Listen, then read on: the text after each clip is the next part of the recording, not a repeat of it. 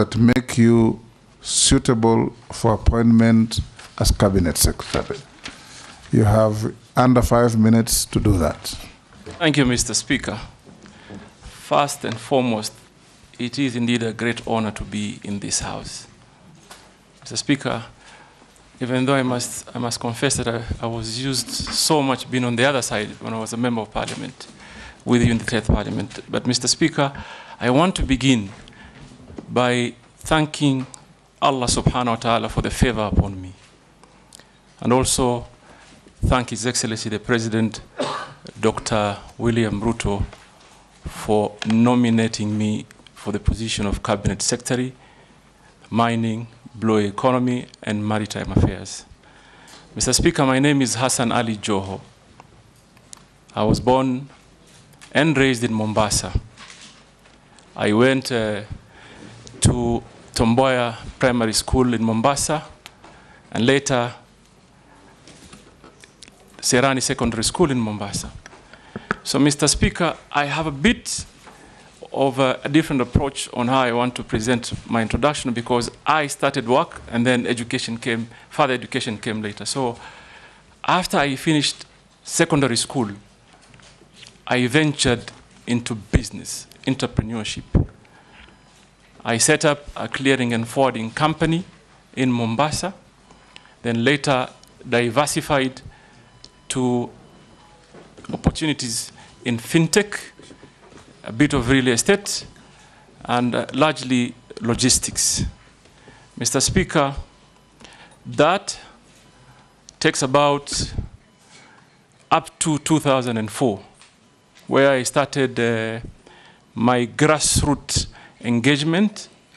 I ran in a by-election that was not very successful, but taught me many lessons. I became the chairman of LDP in Kisauni constituency.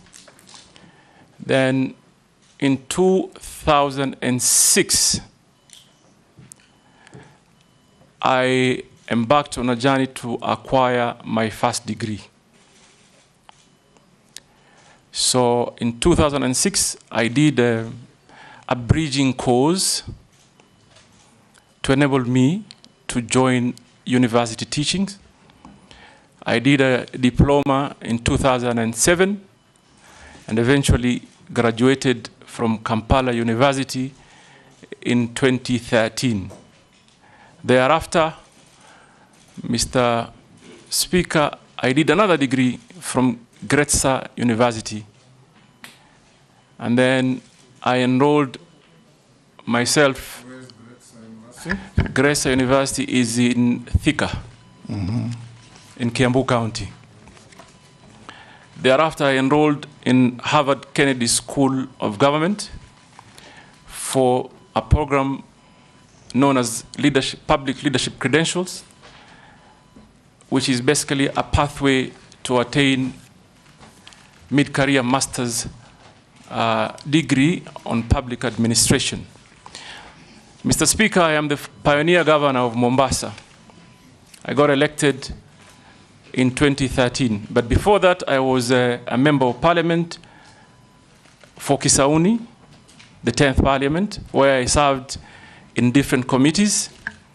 I served in the Committee of Foreign Relations, Defense and Foreign Relations, which I was a vice chairman, and several others.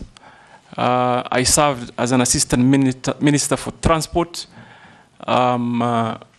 during the Kibaki administration. I was governor for one term and another. So I served my 2 terms as governor of Mombasa, where I must say I drew a lot of experience in matters governance and transformational ways of doing business in government, Mr. Speaker. And the record speaks for itself of what I was able to achieve in Mombasa. In matters health, in matters basic infrastructure, in matters early childhood, and obviously lots of social programs that would cushion vulnerable families from the day-to-day challenges of our lives. I thank you, Mr. Speaker. I'll now invite the Deputy Speaker to be the first to ask you a question. And like I said, answers must be concise, precise, and to the point. Honorable Joho, the nominee before us, you're nominated to be the Minister or the Cabinet Secretary for Mining, Blue Economy and Maritime Affairs. And what Kenyans would like to know is that what do you see as the most pressing issues facing the Ministry of Mining, Blue Economy and Maritime Affairs that ought to be addressed immediately?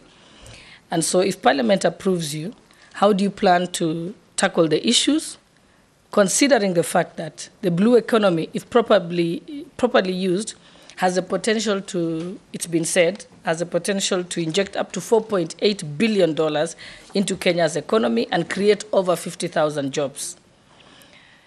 So let's get your vision of what you do if approved by this House. Thank you. Go ahead. Thank you, Mr. Speaker. Mr. Speaker, I must say that after I was nominated by the President, I took a little bit more time to do some research. And I want to state before this honorable committee how I see mining and blue economy and even maritime affairs. Probably that should be our focus. It actually should be our new economic frontier. Mr. Speaker, I saw, for example, that the mining industry contributes slightly under 1% of our GDP. So that led me to do some quick research that leads me to tell you what I think we should do. Mr. Speaker,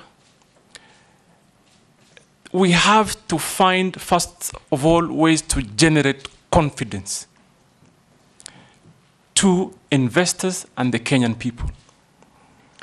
Mr. Speaker, I want, if you nominate me, if you approve me, I want to be a CS that listens. I want to listen. And I have learned that if you take time and listen to stakeholders, there's a lot of information and data that will enable you to make the right policy decisions, create legal frameworks that are responsive to the demands of the moment and attractive to investment. So what will I do first? Listen. 2, involve stakeholders. 3, do an audit of our HR capacity. We do our technological capacity audit and relook at our legal frameworks and our policies. Are they attractive to investment? And if they are not, I must embark quickly on coming up with the proposals and policies that do respond. Because, Mr. Speaker, there is absolutely no way that our neighboring countries have surpassed by far the 10% mark on GDP contribution. Yet there is a lot of, I want to call it speculation for now, because I don't have the data, neither do I have the real information of the kind of geological minerals that this country have. And I'm looking forward, if I get approved, to get the real data. So there are certain quick things that we must do to ensure that Kenya becomes an attractive point of investment, particularly in the area of mining, blue economy, and maritime affairs, Mr. Speaker. I thank you. Majority Leader. Thank you, Honorable Speaker. CS nominee, let me begin by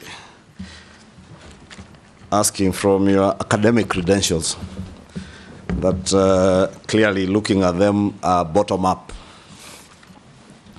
And having said how you began your journey for getting your degrees all the way to Harvard, Kennedy, it's Kennedy what? Kennedy School of Government. School of Government.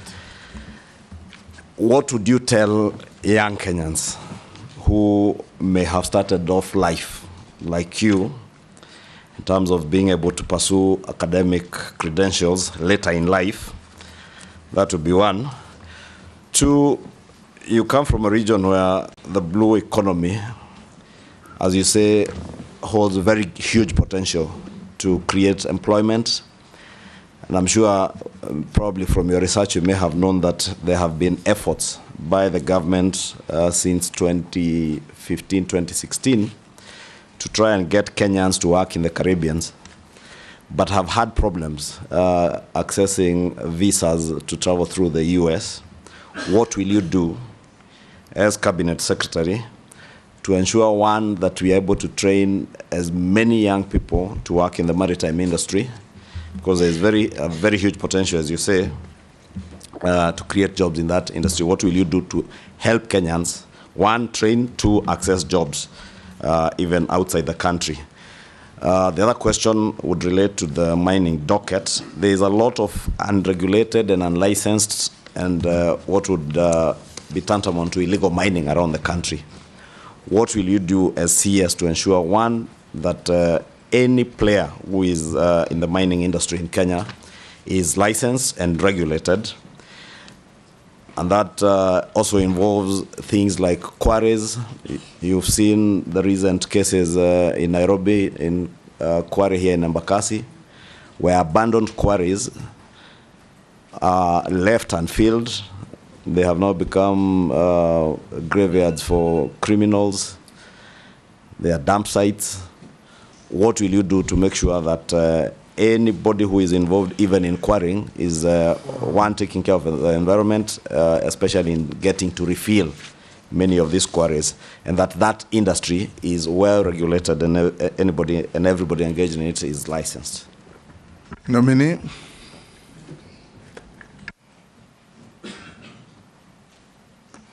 Mr. Speaker, I would have been completely surprised if I was not asked the question of education. Yes, Jeanette. Okay. Let me add something. We can go on and ask your question. Oh, okay. Take those two.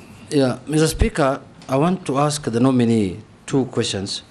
The first one, Mr. Speaker, just to add to what the majority leaders asked. This issue of the education background. Mr. Speaker, I think the nominee needs to, he has alluded to that now he's in the Kennedy School of Government at Harvard. We want to ask him to clear this matter, because this matter, it comes up during elections and goes down after elections. It comes up during elections, goes away after elections, you win the election.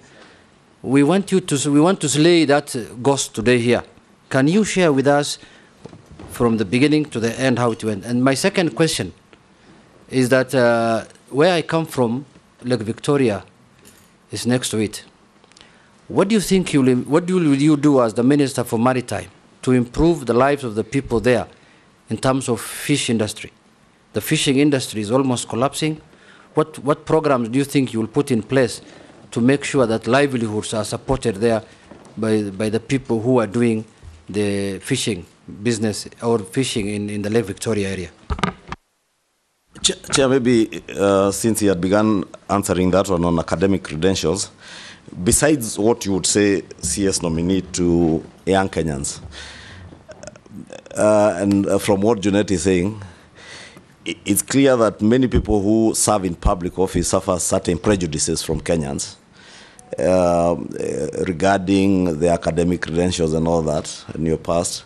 Probably you can contextualize that in that.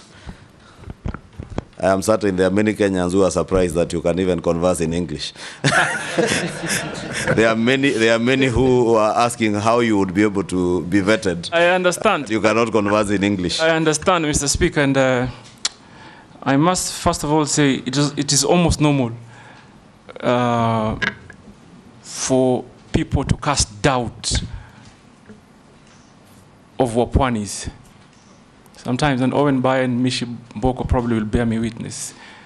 But we can and we are as qualified as any other Kenyan. Now, Mr. Speaker, I want to walk you through my educational journey and where I drew my inspiration. More than what you did? No. To respond to the question, I want to walk you through how I achieved what I achieved, and I'll continue to achieve. With brevity. Without a doubt. Mr. Speaker, first of all, I want to mention that I drew my inspiration from one Professor Ali Mazrui. Professor Ali Mazrui did not succeed in his Cambridge examination to be admitted in the university to attain his first degree. That aside, Mr. Speaker, I want to mention to this House.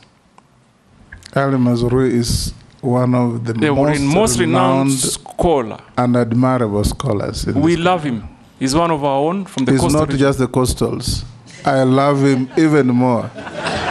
I named one of my You must. I named one of my brothers Mazrui. Mr. Speaker, there is absolutely no way you cannot love Ali Mazrui, given his contribution to basically the general well-being of our society. But Mr. Speaker, this is the point. I want Kenyans to know that historical struggles are real. Are real. Someone should never imagine for a minute that if they come from places or spaces of comfort, that there may be a level playing field for everyone. Some of us come from very poor background. Mr. Speaker, if you look at my CV, you will see I actually had to take a break for 1 year, transiting from primary into secondary. Why did I do that? Because simply my parents couldn't afford school fees. I was not living in an environment that allowed me that opportunity to be able to quickly prosper in matters of education. That is why, Mr. Speaker, I can tell this committee today, and I want many Kenyans to listen to me. Do not ever imagine your hope dies by your previous struggles. We suffered. But what gives me pride is that we could turn that around. I actually turned it around. When I found the slightest opportunity for self-improvement, which I believe is a continual process, I grabbed it. And I'm glad to the laws of the country, laws of the land, there are processes that allows someone to improve and progress in matters of education. So yes, I did not do well in my secondary school. I got a D-, no doubt. But Mr. Speaker, I turned that around. Today, as I sit here, I hold 2 degrees that are before you. Mr. Speaker, I am on my pathway to attain a master's degree from the most prestigious university in the world. And that is achieved by determination. Mr. Speaker, I want to tell Junet, Honorable Junet, that first let me begin by telling Honorable Kimani Ichung'wah. Kimani Ichung'wah, I contributed to my own school fees in secondary school. I had an understanding at that time with my principal that he released me earlier than any other student because I needed to go work. And I did. And I contributed. At that point, what was my priority? To conclude KCSE. And I knew deep in my mind that I will always in my life have a chance to further pursue and acquire more knowledge. And like I said, I would have been very surprised if this question did not come up, because it comes up every time there's an opportunity for me to do something. Every time. It started when I was running for MP. It started when I was running for MP in 2007. Big conversation. And that time they even actually said that my nursery certification was fake, my kindergarten. But we succeeded. When I was running for governor, Mr. Speaker, some investigation, just to not to allow me to meet the required timelines to submit my papers. But we overcame that and moved on. Then, Mr. Speaker, you also will remember, because it is a matter of public knowledge, the administration of President Uhuru Kenyatta, particularly the first term, had quite some issues with me. So again, there were those who felt that they may have an opportunity now to permanently remove me from the political equation by dealing with my education credentials. So, Mr. Speaker, I report before this House, there is no government institution, be it Higher Learning Commission, DCI, EACC, even a judicial process, that has not investigated my credentials. And I commit before this House. In fact, they should be looking at this space. Probably if we succeed, if you nominate me, and we do well, the next, if I'm approved, the next vetting, you should see a PhD, Mr. Speaker. I'm telling you, watch this space. If I come back here, if God wills, you approve me, we do some real work, better the lives of the Kenyan people, you'll call me Dr. Hassan at Joho, the next sponsor. Mr. Speaker, on the other matters. Hold that. What was the outcome of the judicial challenge on your papers? Mr. Speaker, they lost. And I actually know who sponsored the process, but they lost. You cannot take what is rightfully mine. It's as simple as that. Go on and answer the other questions. So they lost. And I know, unfortunately, there's an old man there in Mombasa, an 82 old man who keeps sponsoring people to pursue the, and I'm sure probably... Focus on your suitability. Mr. Speaker, yes. I want to answer the question by Honorable Kimani Ichung'wah on the blue economy. And I want to combine it with maritime affairs. And I like the fact that you particularly picked on the job opportunities. Mr. Speaker, this ministry is a wealth creation ministry. This ministry is a great employment creation ministry. Now, just to give you some statistics, today, the global demand on seafarers is almost at 1.9 million.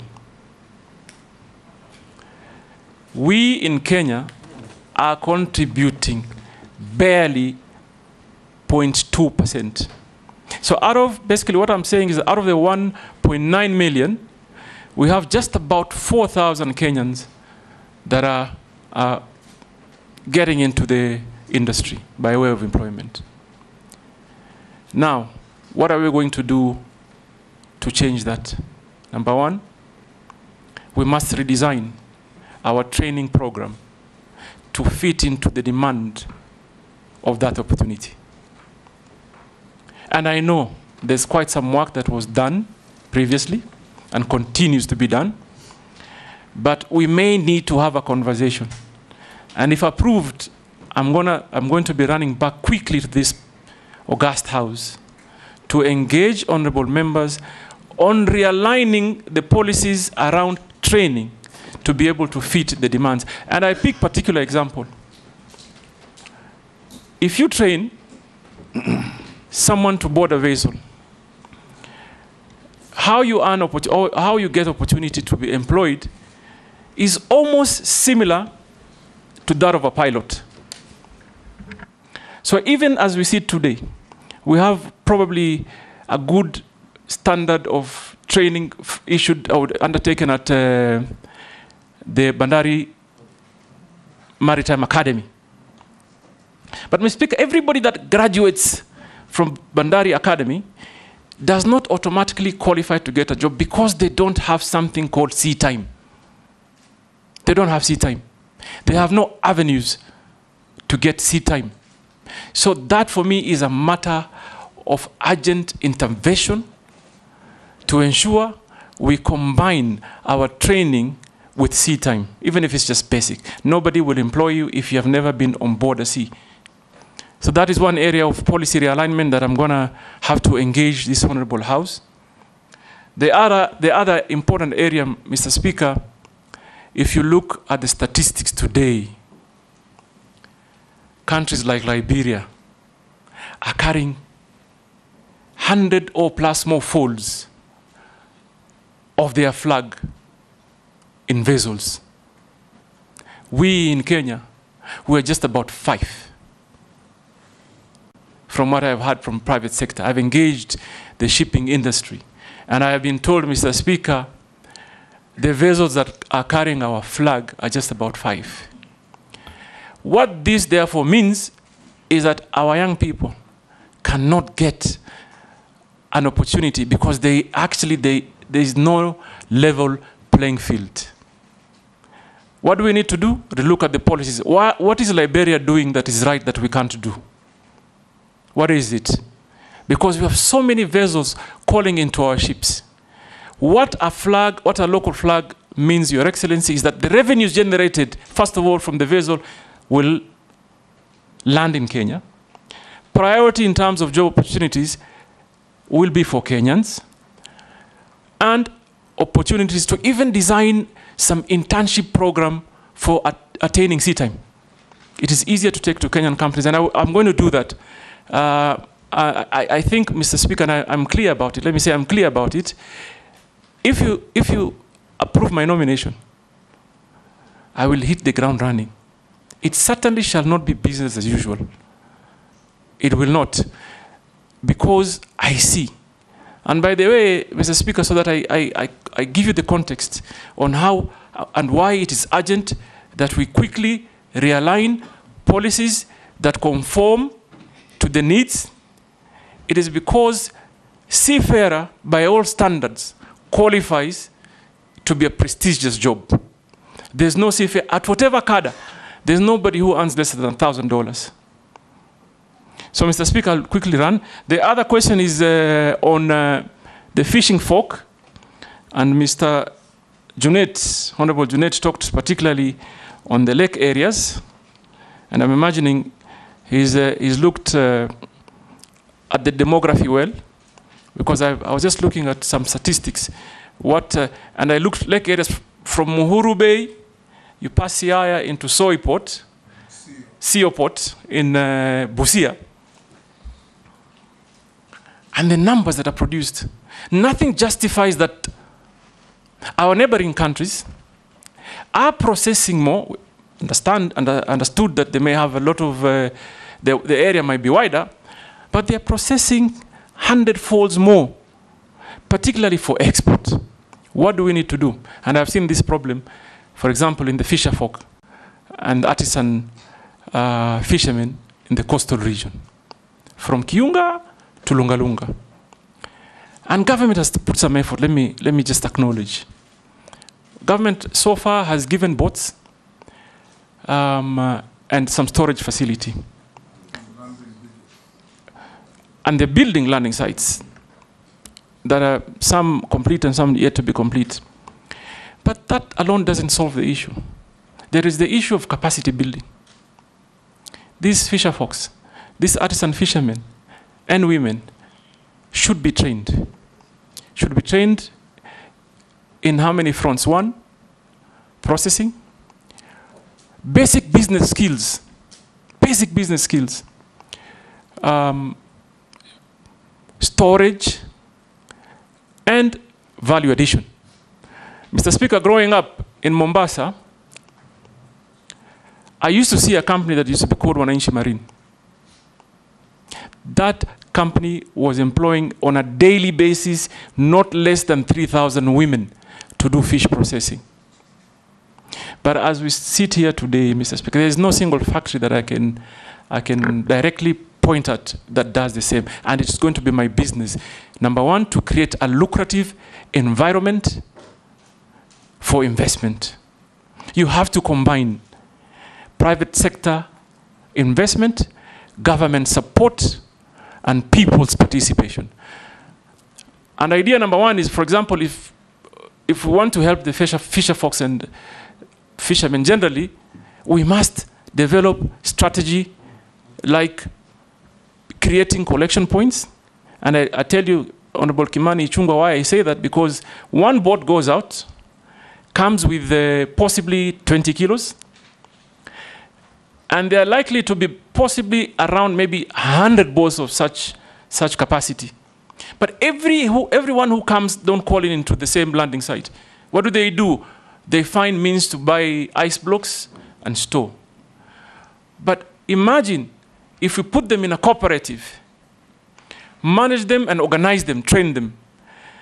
You arrange collection points. Why we don't export our fish very well is because we don't consolidate it. We don't consolidate our catch.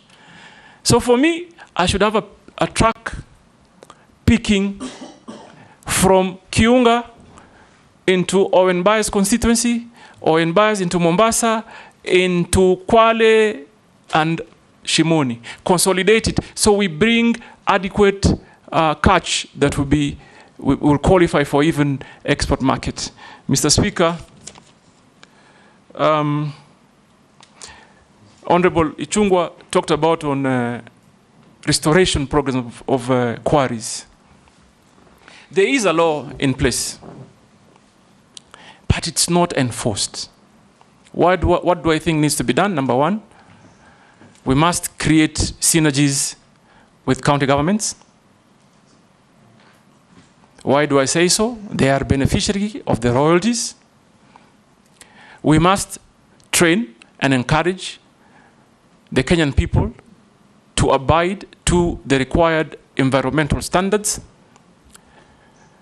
Number three, we must work on our enforcement, and this will require a multi-sectoral approach that I'm probably going to initiate. And maybe on the policy issue is that we may consider requiring or requesting when you are licensed to mine, so that we are assured you will actually work on restoration, create a bond, a surety bond, whether by way of bank guarantee or whatever formula that works, so that you deposit it in government, a similar amount or an estimated amount. So if you don't restore the site that you've mined our geological wealth from, we have bonded you. So you just don't walk scot-free. Mr. Speaker, you've answered all the questions. I think I have answered all the questions. Good. I thank you. Those who have never heard of Ali Mazrui, I encourage you to read a few of his books. Africans, A Triple Heritage, Africa's International Relations, and Africans from Slave Ship to Spaceship. Mr. Speaker, if you have some extra copies, I'm going to pick some from you. Pardon? Good. If you have some extra copies, I'll pick some from you. If you have read, unless you're collecting them. I'll share with you. Naisula? Thank you, Chairman. To the nominee, during your preamble, you thanked His Excellency the President for nominating you, and that is why you're before this committee. You are in public having said, and I quote you, "I don't ever dream of engaging with Ruto. Mimi niongee na Ruto? Niongee na Ruto nini?" I want to put it to you that if this committee nominates you and the National Assembly approves you, you'll be sitting in a cabinet where His Excellency the President will be chairing. I would like to know whether mutaongea nini kwa hiyo cabinet. But that's beside the point. I want to get to the real issues. But that's also a very valid question, because it will be important to know how you will engage as the minister, if approved, cabinet secretary, and with His Excellency the President. Now, there is tax exemption on exploration and accumulation of exploration expenses for offset against income upon full commercialization. What I would like to know is, do you think exemption should be tied to certain activities and for certain duration of time? There are people who are exploring in this country in perpetuity for 30, 40 years just so that there is tax exempt. And I suspect they've actually explored and they've gotten the gemstones or whatever they're exploring, but because of the exempt, they continue to say they're exploring. To my last question, the Mining Act prohibits civil servants from dealing with minerals. According to Article 81 of the Mining Act, no person, whether civil or military, and serving in government is allowed to directly or indirectly acquire or hold any right or interest under any prospecting right. Despite this provision, high-ranking government officials, public officers, state officers, and civil servants are involved in mining. And I'm sure some of them have started looking for you since you were nominated. What mechanisms and plans will you put in place to ensure that revenues from gemstone mining do not end up in the pockets of cartels without disclosure? Actually, I thought cartels are only in agriculture, health. I've come to realize during this appointments committee, cartels are everywhere, including mining. And how do you intend to protect and shield communities from unscrupulous miners and cartels? Nelson Koech. Mine also was a quick one too, on the same gemstone. Late last year, the president had this launched, it's called a Voi Gemstone Value Addition Center. It is ill-equipped, nominee. I don't know what you will do to make sure that there is value for money, and the small-scale miners are also able to be able to sell their mines in Voi Additional Center, Gemstone Additional Center. Number two is the mining law sets up several mechanisms which Kenyans can enjoy direct benefits from minerals. That is, for every sale of mineral, proportion of value of mineral is paid to the government as royalty, which is shared between national and county government and mining communities in the ratio of 70, 20 to 10, respectively. How then will you do differently to ensure the same is adhered to mining communities and county benefits? Nominee.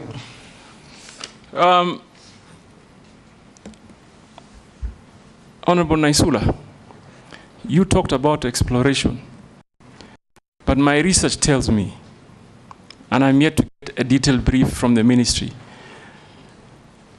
that you're imagining there are people doing exploration for 30 years. There are people doing prospecting for 40 years. How that makes sense, I have no idea. Whether it happens anywhere in the world, certainly it cannot be. How do you prospect for 40 years? So we need to quickly relook into our policy, Mr. Speaker. We can't as a country. And this explains why mining GDP's contribution is under 1%. It can't continue like this. It can't continue. And Honorable Naisula, you are very right. If you thought you saw cartels, I've come to learn within this short period of time that I've been nominated, there are greater cartels in the mining industry. And Mr. Speaker, if you approve me, that is where I begin. Remove the cartels, remove the brokers. Mining industry in Kenya cannot be a market of speculators. Mr. Speaker, I've also learned that before someone hits the ground, you'll find instances where a company has exchanged hands more than 10 times. Someone has gone, applied for a license, given a license, sold it to the speaker, then sold it to Naisula, then sold it to Owen, then sold it to some farm in Canada, that one sells to China. All that time that they're speculating and gaining profits, the Kenyan people are losing. They are losing. It's only that I am, and this is a task I'm going to take, because it looks like Kenyan population really do not have an idea of what geological minerals may be in the country.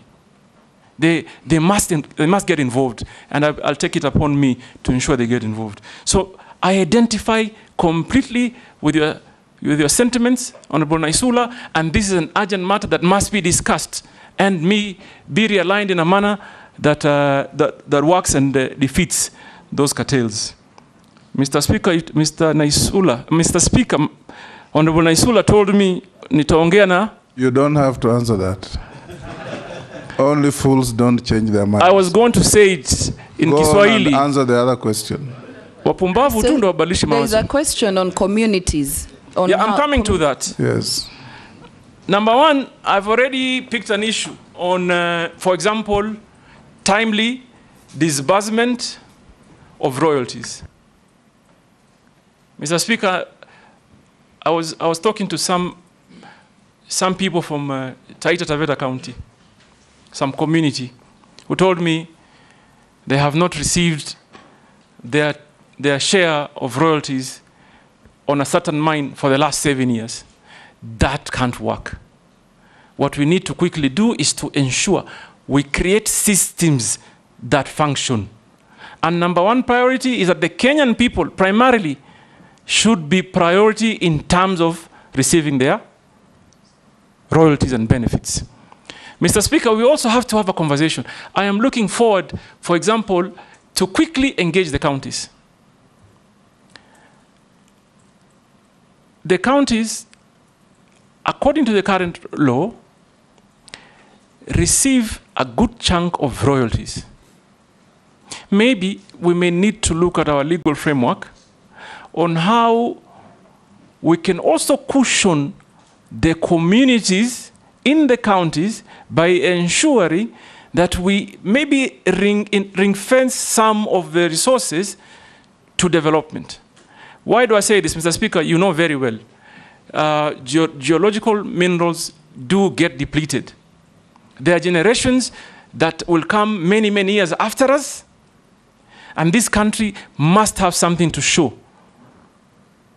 We can't, it just can't be a story that Kenya had this and there's nothing to show. So, Mr. Speaker, I am going to engage and create working synergies with the counties and formulate, create a framework that is efficient in disbursing royalties. And also, if I go a step further, these communities must be organized. We must organize them. We must encourage them to get into cooperatives. We must encourage them in some instances. And I like that question because it gives me an opportunity to address something that we call back home as ancestral interest. Many of our populations, and it's not only in the coastal region, as squatters, Mr. Speaker. I saw that during the SGR. When they were constructing the SGR, Mr. Speaker, many people were compensated. But the title holders and the residents of certain areas were completely ignored. So there are certain regulations or laws that we must, and I'd be happy to come and engage the community to see how we can improve on them. Mr. Speaker, on Honorable Koech, I haven't seen the Gemstone Center at Voi, but I'm looking forward to see it. But what I think the mining industry needs to do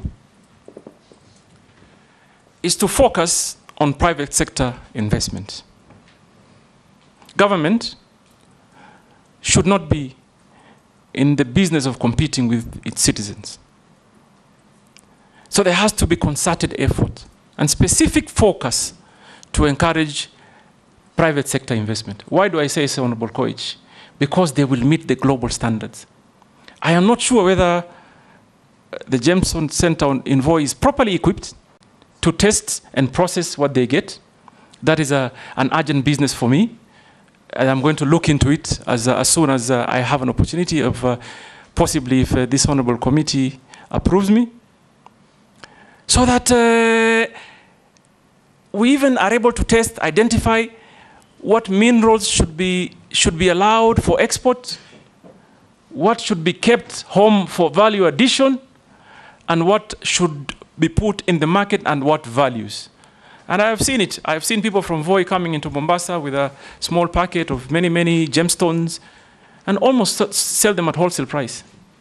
Someone else picks them up, Some foreigner will pick it up, go to Hong Kong, go to Thailand, and make double or triple the money that that Kenyan ordinary man would. So I will look into that as a matter of urgency, Honorable Koich, and I'm hoping that I see the passion in you. We'll work together. Posing, then Gikaria, then Emase. In that order. Take those three. Thank you, Honorable Speaker. Honorable Joe, I hear you talk about policies and systems.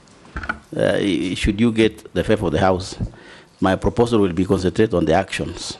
If you live in these policies and systems, you will leave that office with systems and policies, having not even approved. So that's my advice. But my question is, the governors who have been ministers, Honorable Joe, have not gotten a good rating from where I sit. They have been accused of being desk ministers, governors, former governors. I don't know whether they got a lot of comfort when they were governors or they became two bosses when they were governors, and therefore they are not actually seen in the field. What will you convince this committee to believe in you? And particularly, I think I like the word you said, that what we lack is confidence. I think it's true, because I come from a mineral county, which is West Pokot. Confidence of investors coming to invest, and also confidence of the people accepting investors. What will you convince this committee, Honorable Joho, that you will be in these mineral counties in building confidence, and for both sides, the investors or you will go to Mombasa, because now blue economy in Mombasa, will you be also be in mineral counties to build confidence? Thank you, Speaker. Can I? Three. Gikaria, Thank you. just record and answer them quickly in the order they came. Gikaria, go ahead. Thank you, Chairman. Switch off your mic. Thank you. Thank you, Chairman.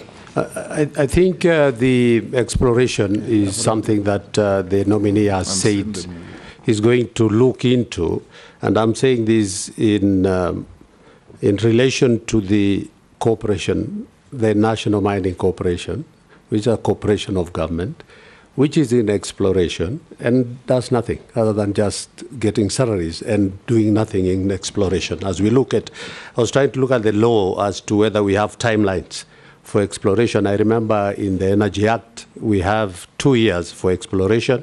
After that, your license expires. The other bit that also needs, you need to look at is the Mineral Rights Board, the licensing board that gives.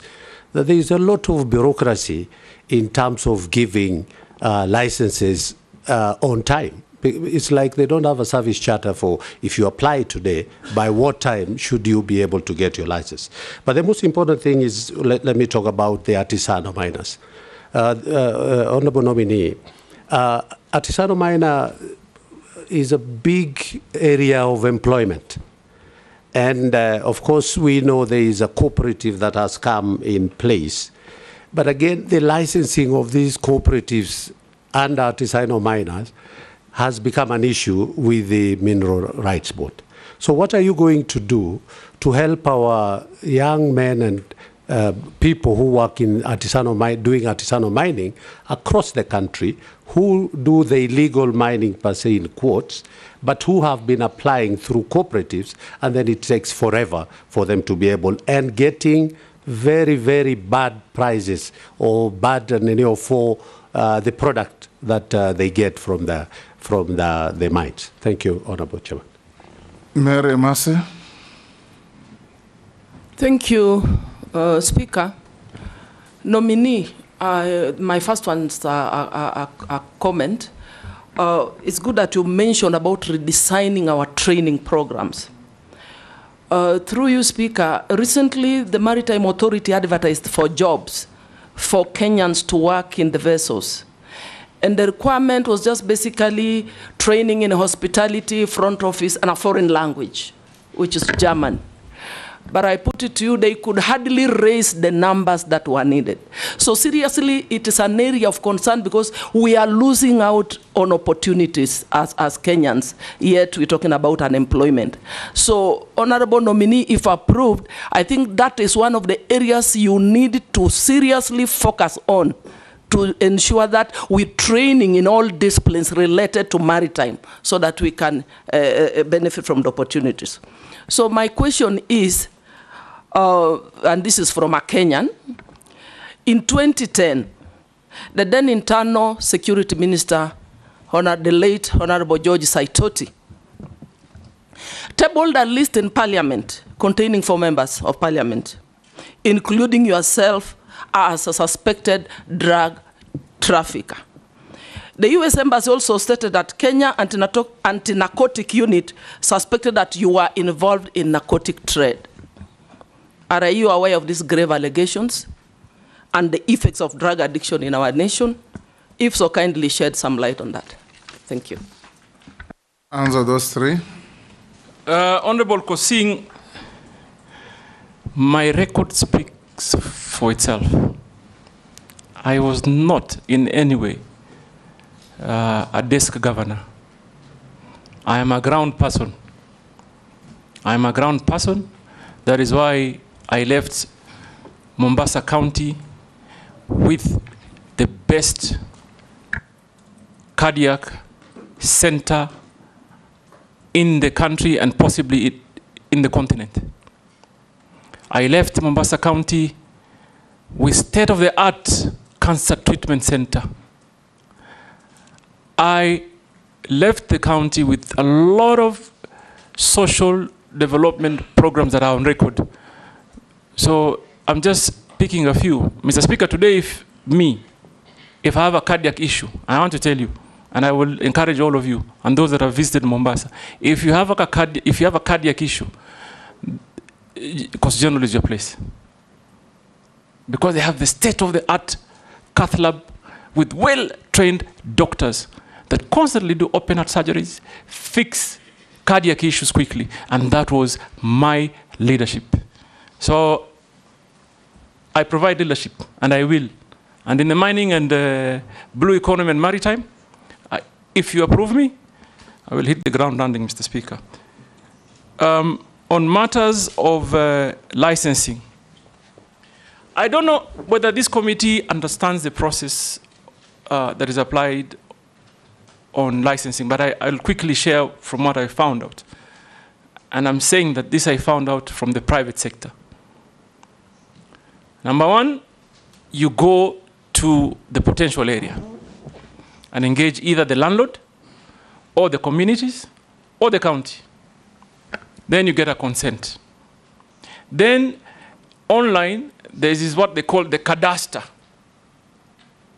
that covers the whole country in potential areas in matters mining. Then once you have the consent, you peg on the cadastre. And then at that point, you do a physical license application.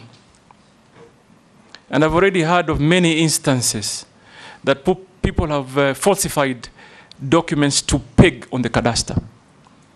That is number one hindrance on efficiency on issuing license. Because then, therefore, a true potential, and this basically mostly is done by speculators. So the true potential investor does not get an opportunity to even apply. So we first of all must fix how we handle the pegging. We must have technological means of ensuring that whatever is used to peg a site meets the standards. I have had, for example, someone who just upload a newspaper, and that acts as a consent, because the technology currently doesn't have the ability to authenticate some of those documents that are uploaded. So what do I say? I say we need to digitize end to end. We must digitize it end to end. And Mr. Speaker, let me put it this way. Even in our own country, I know for sure, for certain, there are young people with enormous capacity and potential to help us develop. I must also say that I was taken by surprise when during Manamanos there are some young Kenyans who quickly developed and designed a communication program And people are communicating like an app. Overnight. It tells you our young people have the capacity. And for me, Mr. Speaker, if I'm approved, my urgent and priority first step is to involve the young people. They can help us grow. They can help us fix many things locally. Like, for example, I believe something like a cadastre, where it holds a lot of information that is very strategic for the country, must be fully hosted here. Cannot be hosted, for example, by a competing country. So for us, what do? We invest in technology end to end. Right now, I'm informed that they have done it, but there's quite a human interaction phase that we must try and do away. It will create efficiency. It will also deal with corruption issues. So I hear you, Mheshimiwa, and I can tell you that that will be my priority. And also, I want to talk on the artisanal miners and licensing. They go through similar challenges, Mr. Speaker. They go exactly how a private sector investor suffers is the same way, unfortunately, the artisanal miner also suffers. So that, for me, is something that I must look into.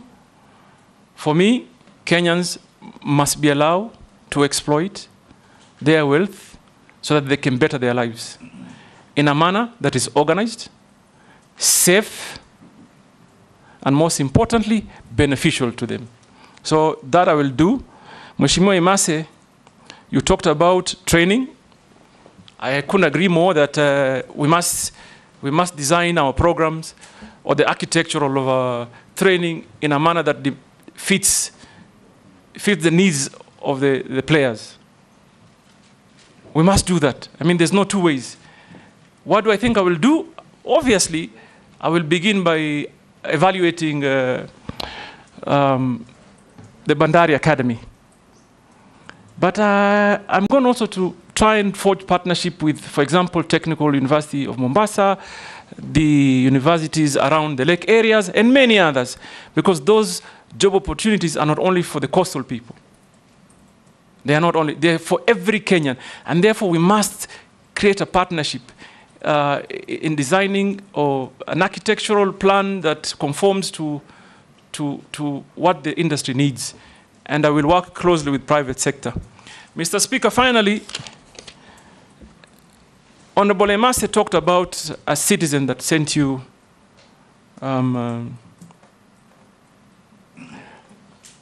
SMS. A question on SMS. On the drug baron issue.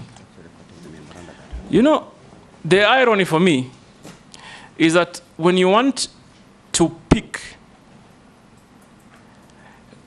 records selectively, that is what challenges me. The quagmire for me is I don't understand if you come and table a report. Obviously, there must be some subsequent actions.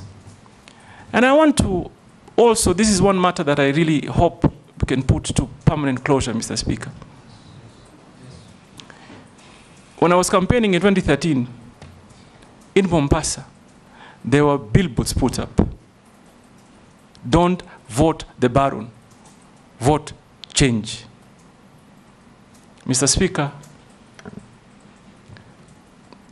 let me begin with that report. Yes, I thought he tabled the report on a dossier that he was given, that was passed to him through the American embassy. What normally happens is that when you table or pass a dossier, it is investigated, I believe. It is worked on. So that happened. The late Honorable Saitoti, may the Almighty rest his soul in eternal peace, came back to Parliament with a report. He came back to Parliament and tabled a report of investigation and the outcome. And it was a multi-agency, almost international investigation that clearly stated, and I'm going to only speak for myself, that no iota of evidence was found against me. Mr. Speaker, let me put it this way. I'm not a fool. I come from a family that is blessed with businesses. And I'm thankful to Almighty for what I have. So number one, that investigation was concluded. Number two, Honorable Emasi, first term as governor, I was the greatest critic of the Jubilee administration. Had lots of personal altercation. They came after me in businesses, in many fronts. Don't you think for a minute, if I was involved in any illegal activity, I would have survived that regime? They would quickly have used it to, like they say, I remember, I'm sorry, Mr. Speaker, just indulge me a minute. I remember at that time, the president came to Mombasa and said, "Tamalizana na huyu." They would have used it. So please, Kenyans, I want to assure you here today that I do clean business. Visible, that can be audited, can be seen, physical, and therefore, please, Mr. Speaker, if anybody talks about a report that was tabled on the dossier, also talk about the report that came after that, that cleared us. And I am particularly interested because first point on for me to call and try and interest investors to come, I am planning to go to the United States. They are known for big investments in mining, and it is my plan to go and engage them, interest companies from the United States. The same Americans gave you a visa to accompany me as foreign minister to the US. Exactly, Mr. Speaker, just after that. In fact, just after the I went. Immediately after that. And I've been to America many times, and I intend to continue to go to America, because America really, Mr. Speaker, I think we're going to be looking that way to get investors to come and invest, particularly in the areas of mining.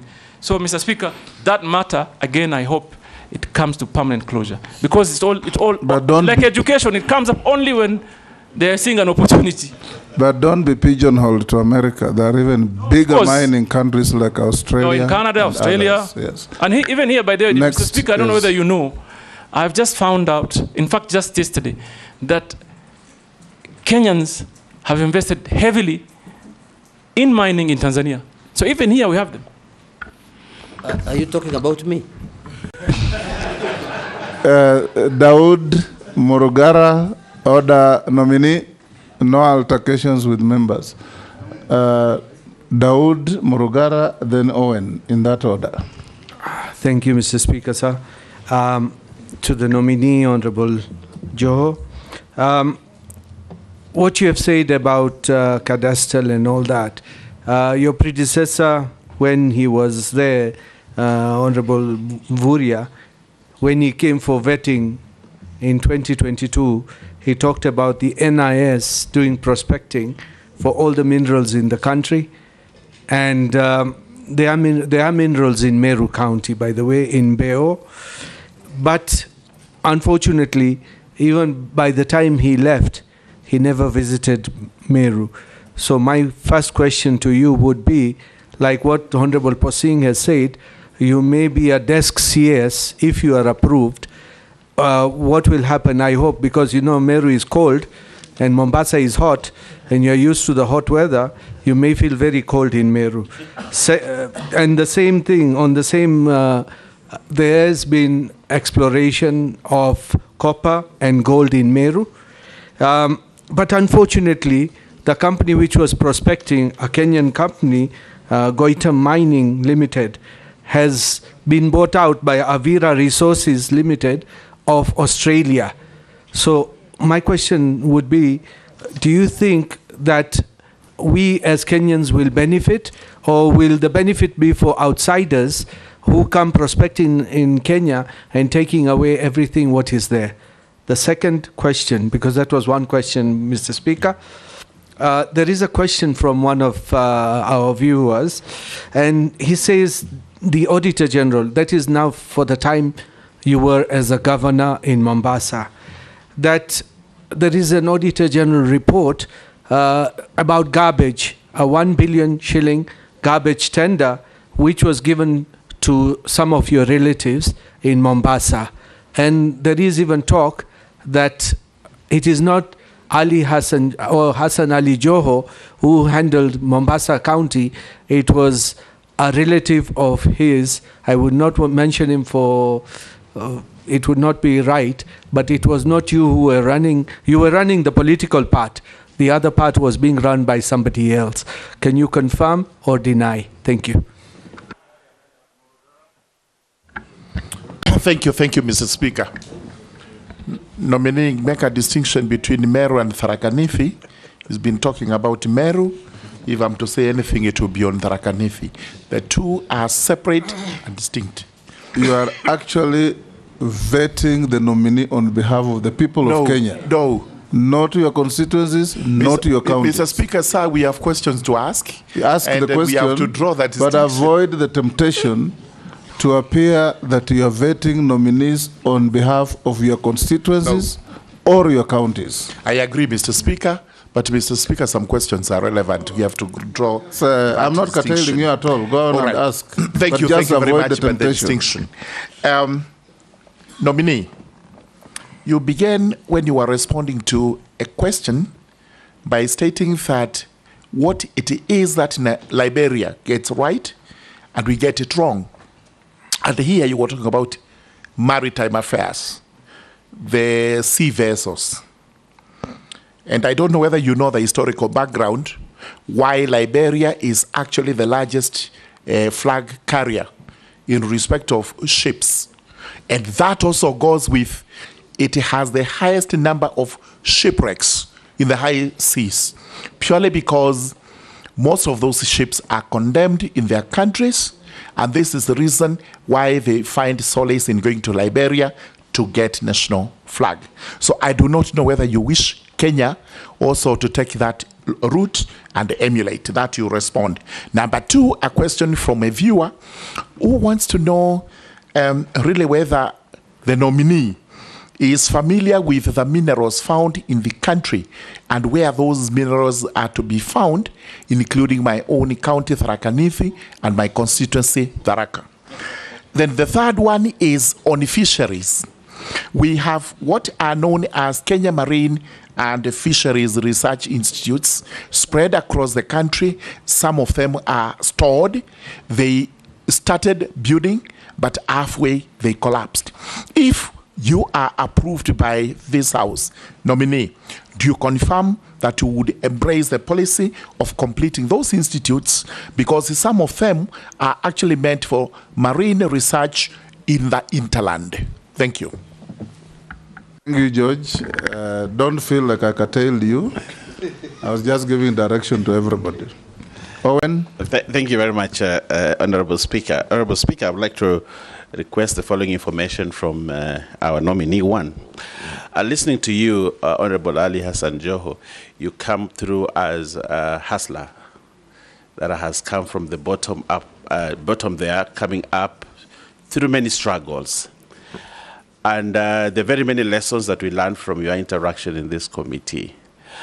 As you sit, if approved by this committee, if you sit in cabinet, how do you help to encourage the hustlers, especially in the mining, in the fisher folks in this case in Kenya are basically hustlers who are trying to make it in life. Probably you are a good example of that. How do you intend to really bring in that to cabinet and assist the cabinet really to help the hustlers in this country who seem to have given up? Secondly, how do you use your experience in business? I can see you have good credentials in business and you've come up as a businessman. How do you intend to bring in those credentials in your business field and your experience also as governor who chaired a cabinet at the county level to assist the cabinet to really meet the aspirations of the young people who are actually hustlers, who seem to be giving up, the Gen Zs who seem to be giving up in life?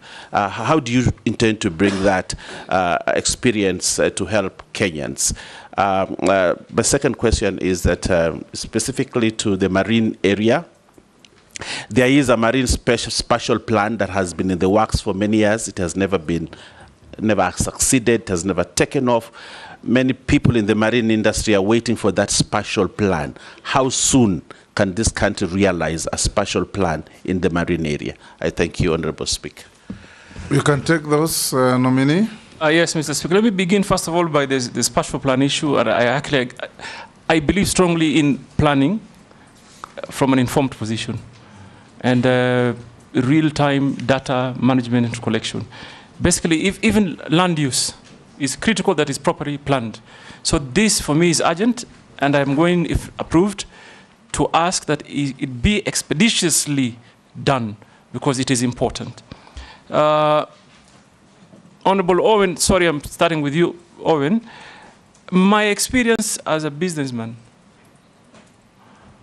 and as a public officer, and I am glad that I've served in different spectra. I was once an assistant minister, got a lot of guidance at that time from the Honorable Speaker. It was my mentor, actually, in Parliament. I participated strongly in matters of legislation. I remember the NTSA formation was done under my watch at the 10th Parliament, Mr. Speaker. And the acumen stature of business I got is for literally experience. And Mr. Speaker, I've run quite fairly big business, and I bring that on board to be able to capture the ideology of a business sector, combine it with public sector, so that we can be able to deliver on behalf of the country. Mr. Speaker, I want to assure Honorable Owen, those wavuvis or fisher folks or artisan fishermen, they need help. They need help to be organized. They need, for example, we must find means, whether by way of partnership or government funding or private sector. And this, for me, is an area of interest because I am aware of the Go Blue conversation.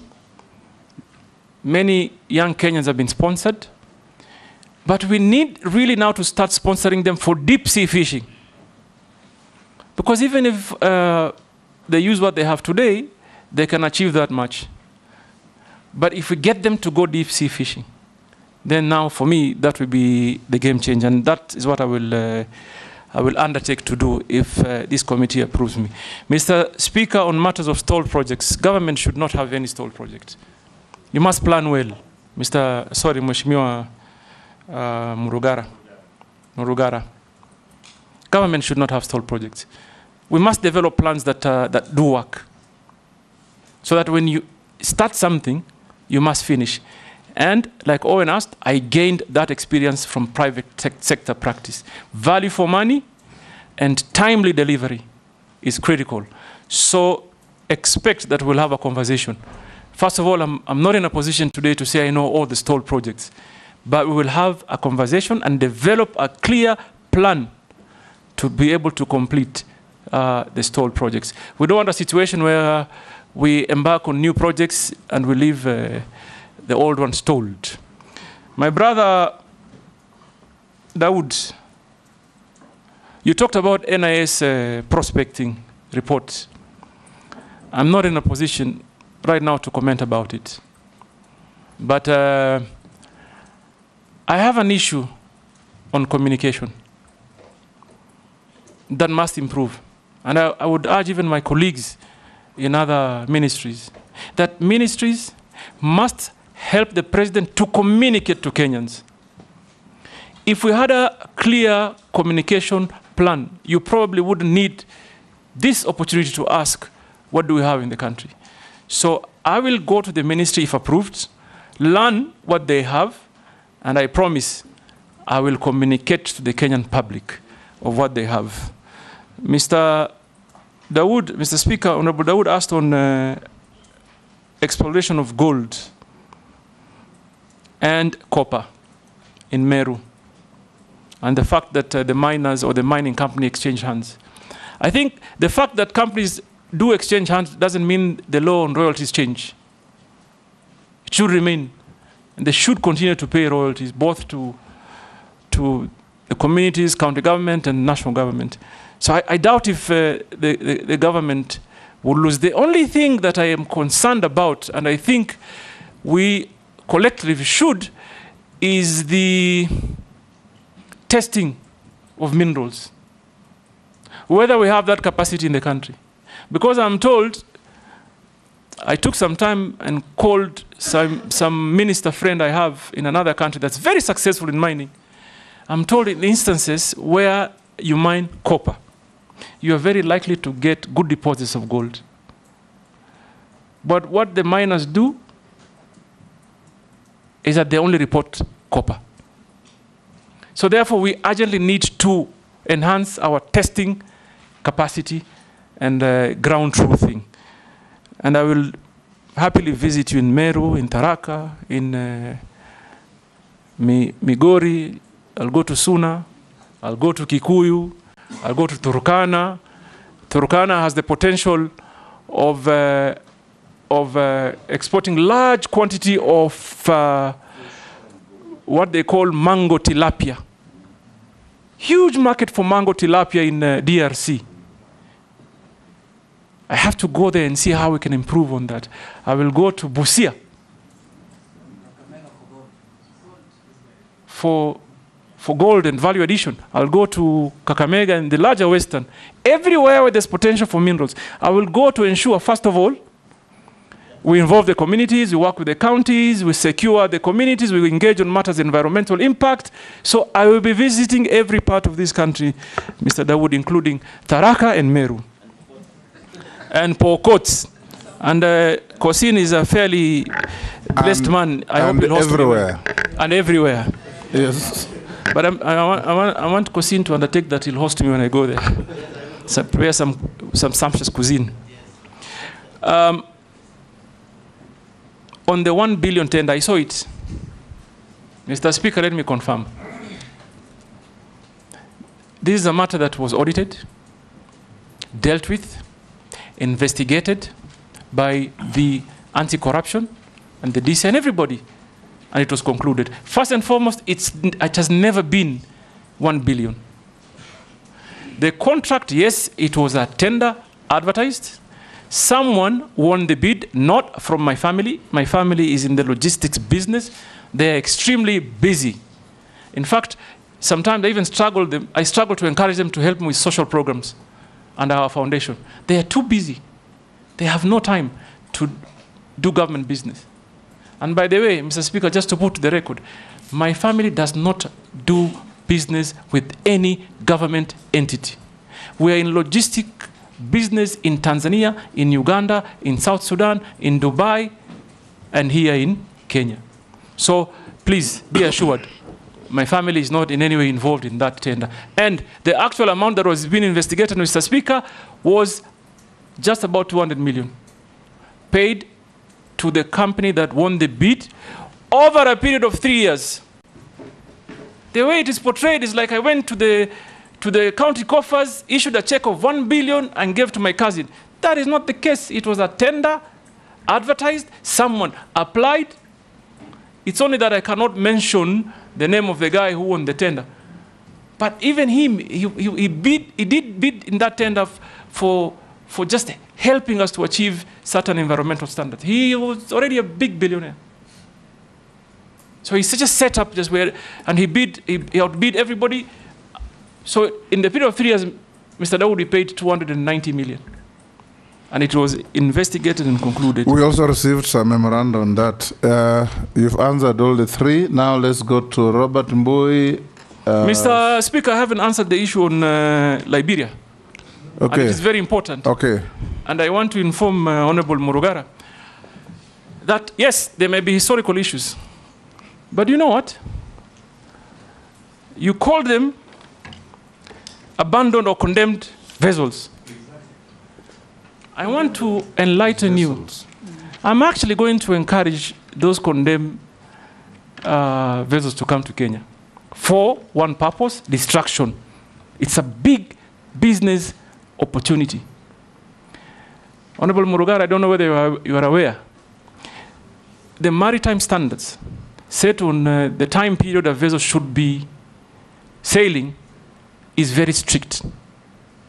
Where do I see the opportunity? I have seen India is big, Singapore is big on vessel destruction. So I would also encourage private sector here. Let those condemned vessels come, we demolish them, and help our steel industry. It will be a game changer for our steel industry. One, first of all, the owner of the vessels pays to bring the vessel, and they pay for destruction, and we remain with the steel. So it is what we do with it. For me, so Mr. Murugara, I see there a great opportunity that we must engage in. Sumra atafurahi sana. Robert, then Stephen, then Didoras, in that order. Yeah, thank you, Mr. Speaker. I have just a quick comment and then one question to the nominee. You know, Africa is rich in mineral resources and other raw materials, yet we remain poor in the world of community of nations. And from my research, and Kenya is also very rich in minerals. And like you've said, you know, it contributes very small percentage of our GDP.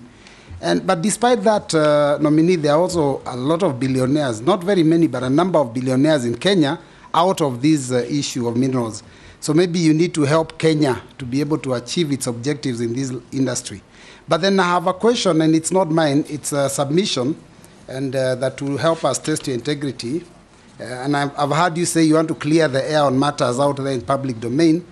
This is a submission that was given to this committee in an affidavit, but did not conform to Section 6/9 of the Public Appointments Parliamentary Approval Act. But we have agreed that it's important that we field these questions for you to clear the air. Now, this is a gentleman who says that as governor of Mombasa County, your administration awarded a tender to construct a county stadium at a cost of taxpayers' money to the tune of 1.8 billion. Now, a report by the Auditor General for the financial year that ended June 2023 showed that the county stadium was yet to be completed, this is many years later, despite the construction beginning in 2018. Now, consequently, the Office of the Auditor General could not ascertain the value for money of the expenditure incurred on the proposed development of the sports complex, and this could therefore risk cost escalation and project termination.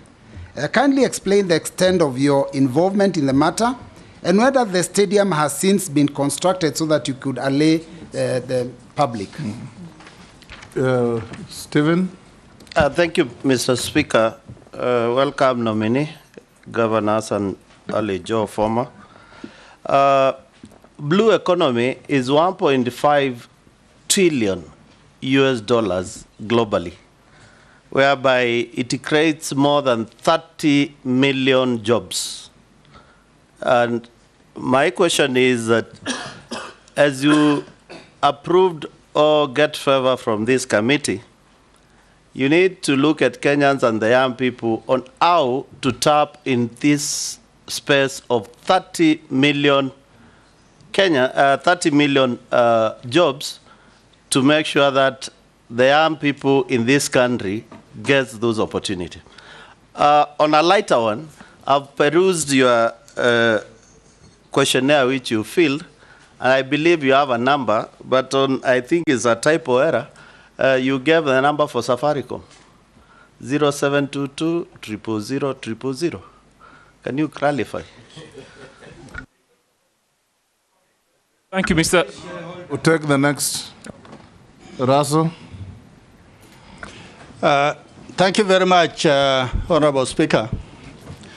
Honorable Hassan, as soon as I am here, as soon as your name hit the media, people in Mombasa were on the streets, young and old, all of them. A few days later, one of the MPs said, now Hassan Ali Joho should become a cabinet. He should not come back to local politics. My first question is, is there potential of conflict that you want to be a cabinet minister and also interfere with local politics in Mombasa? You need to clear there. The second question, Honorable Speaker. Honorable Hassan Joho is a businessman. And you deal with many things, logistics, jewelry, all of that. We are giving you mining. Mining today is done by the locals in Navakolo, Ikolomani, Homa Bay, in Moyale and Marsabit, where they do gold and other minerals, and they eke out living through that. Tell us, we as Kenyans, you are looking for private investors.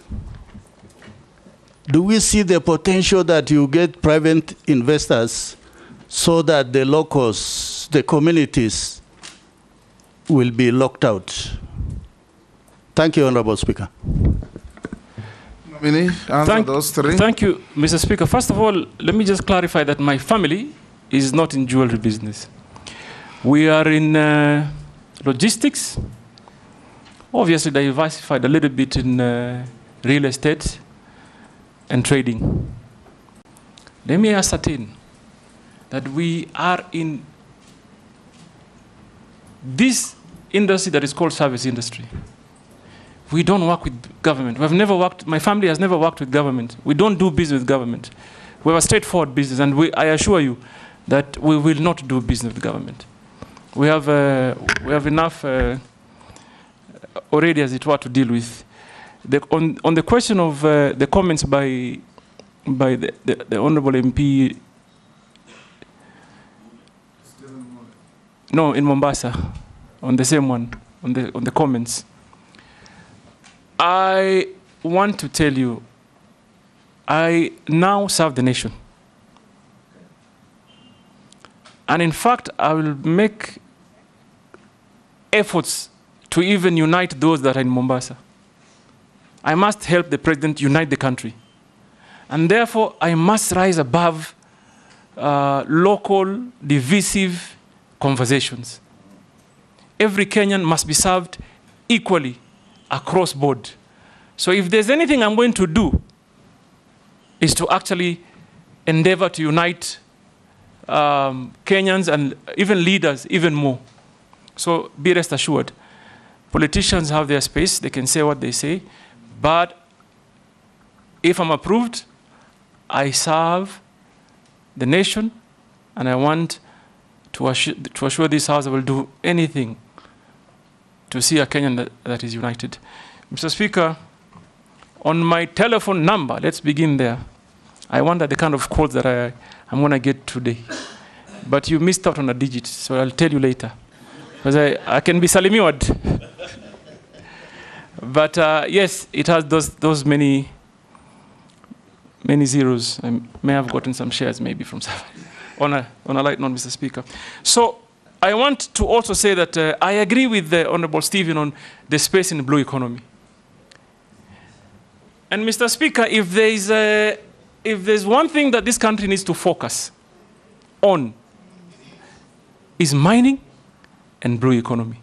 I believe if we take the right strategy, we deploy the right strategy, we can even remove ourselves from the hole of debt using our own resources. We can. We can. And we should. And therefore, I'll make it my business to ensure systems that work are deployed, processes that are efficient are used, so that we also can help this country move from the burden it is in today. And I believe strongly that this ministry is a ministry of wealth creation and employment opportunity. And that will be my focus if you approve me. Mr. Speaker, someone touched, Honorable Roberts, you touched on Mombasa Stadium and the GDP contribution. By the way, from what I read, when I was doing my research, I saw that Kenya was reporting 1% contribution to the GDP. But that included base titanium. which was actually the largest mining company in Kenya, which closed shop and left. So even if you remove now what Base Titanium used to contribute, we could be even lower to maybe 0.5%. And there, we quickly need to start moving so that we embark on getting real investment and in real time. Finally, Mr. Speaker, is the stadium. I saw that, affidavit. Now let me tell you what Mombasa was planning to do at that time. The idea of building a stadium was conceptualized around 2019 towards the end. We designed, we wanted to build a world-class stadium. Designed, put it up for tender. The tender was won by a Turkish company in partnership with a local company. So the stadium that we had wanted to build in Mombasa was a modern stadium that is built mostly by steel. And that is why physically you may not see the work done when you go to the ground. But I want to assure this House, and this has been a matter of investigation. It has been investigated by the Public Works. Even that Auditor General report, when it went to the Senate, it was cleared. It was not investigated by the Ministry of Sports, that all the earthworks have been completed. So what was remaining is to bring the steel bit of the stadium and just install, which I was made aware that 70% thereabout of it had been completed in Turkey. And it was just not a basic stadium. In there was multi-purpose hall, amphitheater, Olympic-sized swimming pool, and the rest of the facilities. Now, where we faced the challenge, 2019, we award a contract. 2020, hit hard by COVID. And obviously, as a leader, like many of you did, is to first of all find means and ways to cushion your people. Mombasa, at that time, announces 50% waivers on all levies because of COVID. So a sudden drop, significant drop of our local revenue. Then, subsequently, the Revenue Allocation Commission re-engages on a new formula that made Mombasa lose 2 billion shillings. 2 billion shillings. We moved from an allocation of 8 billion to 6 billion. So that completely ruined every single plan we had to complete even that. I even remember I placed a call at that time to the president and informed him that we have awarded a contract that is 1.7 billion. COVID has forced us to waive levies to cushion Kenyans. Our allocation is lost by 2 billion. How are we going to pay for this stadium? And I invited at that time the national government, please come on board and help us to complete this. Because it's already, as I speak today, I'm aware it's already completely done in Turkey. If we have resources, we pay, and they install. If they come within 2 months, you have a stadium up and running, because all the earthworks are completely done. So I assure you, first of all, it's not 1 billion that has been paid. What has been paid for earthworks and part of the steel, and also 30% of the steel is already in Mombasa. If you visited the stadium today, you'll see they've already put up one side of the stadium as a sample. So, first of all, amount spent, no, not 1 billion, just about 400 million. Earthworks are done. 30% of the steel is in Mombasa, 70% is in Turkey, and I hope, and I want to encourage even my current governor to engage. And I know he's doing it. He's talking to national government because they're still struggling with the resources. So that allegation, be rest assured, tender was done above board, money, value for money for certain, investigation completed, no issues at all was raised by the relevant institutions. So, What was the question, Mr. The Speaker? question was, by bringing in mega international investors, are you going to disenfranchise the local artisan miners? No, this is what I think should happen. Obviously, for us to make meaning of what we exploit, we must encourage international investors. But I also appreciate that if Kenyan people or companies do invest, then we have a greater advantage, because all the dollars that are paid now will land where? Here. And for me, there's two fronts. One, artisanal miners can be organized. And by the way, we should even look at the law if we can encourage that if you are licensing a big company, for example, to mine copper, say in Busia County, we can, in the same spirit, organize local people. If we are allocating 10 acres, why can't we hire, for example, 2 acres, train local artisanal miners, equip them to make sure they are safe, because safety is a great issue, so that they can also participate in the building of the nation. And that really is a matter we are going to engage in collectively, so that we cushion our people, so that exploitation does not negatively impact the people of Kenya.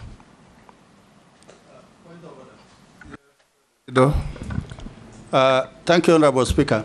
Honorable Hassan, what I am saying is, by dint of having international conglomerates to do mineral prospecting or excavating mineral, there are those communities, those individuals who are doing the mining, and they can easily be removed by virtue of not having the license, by virtue of environmental impact assessment, safety, excuses that actually locks the locals out.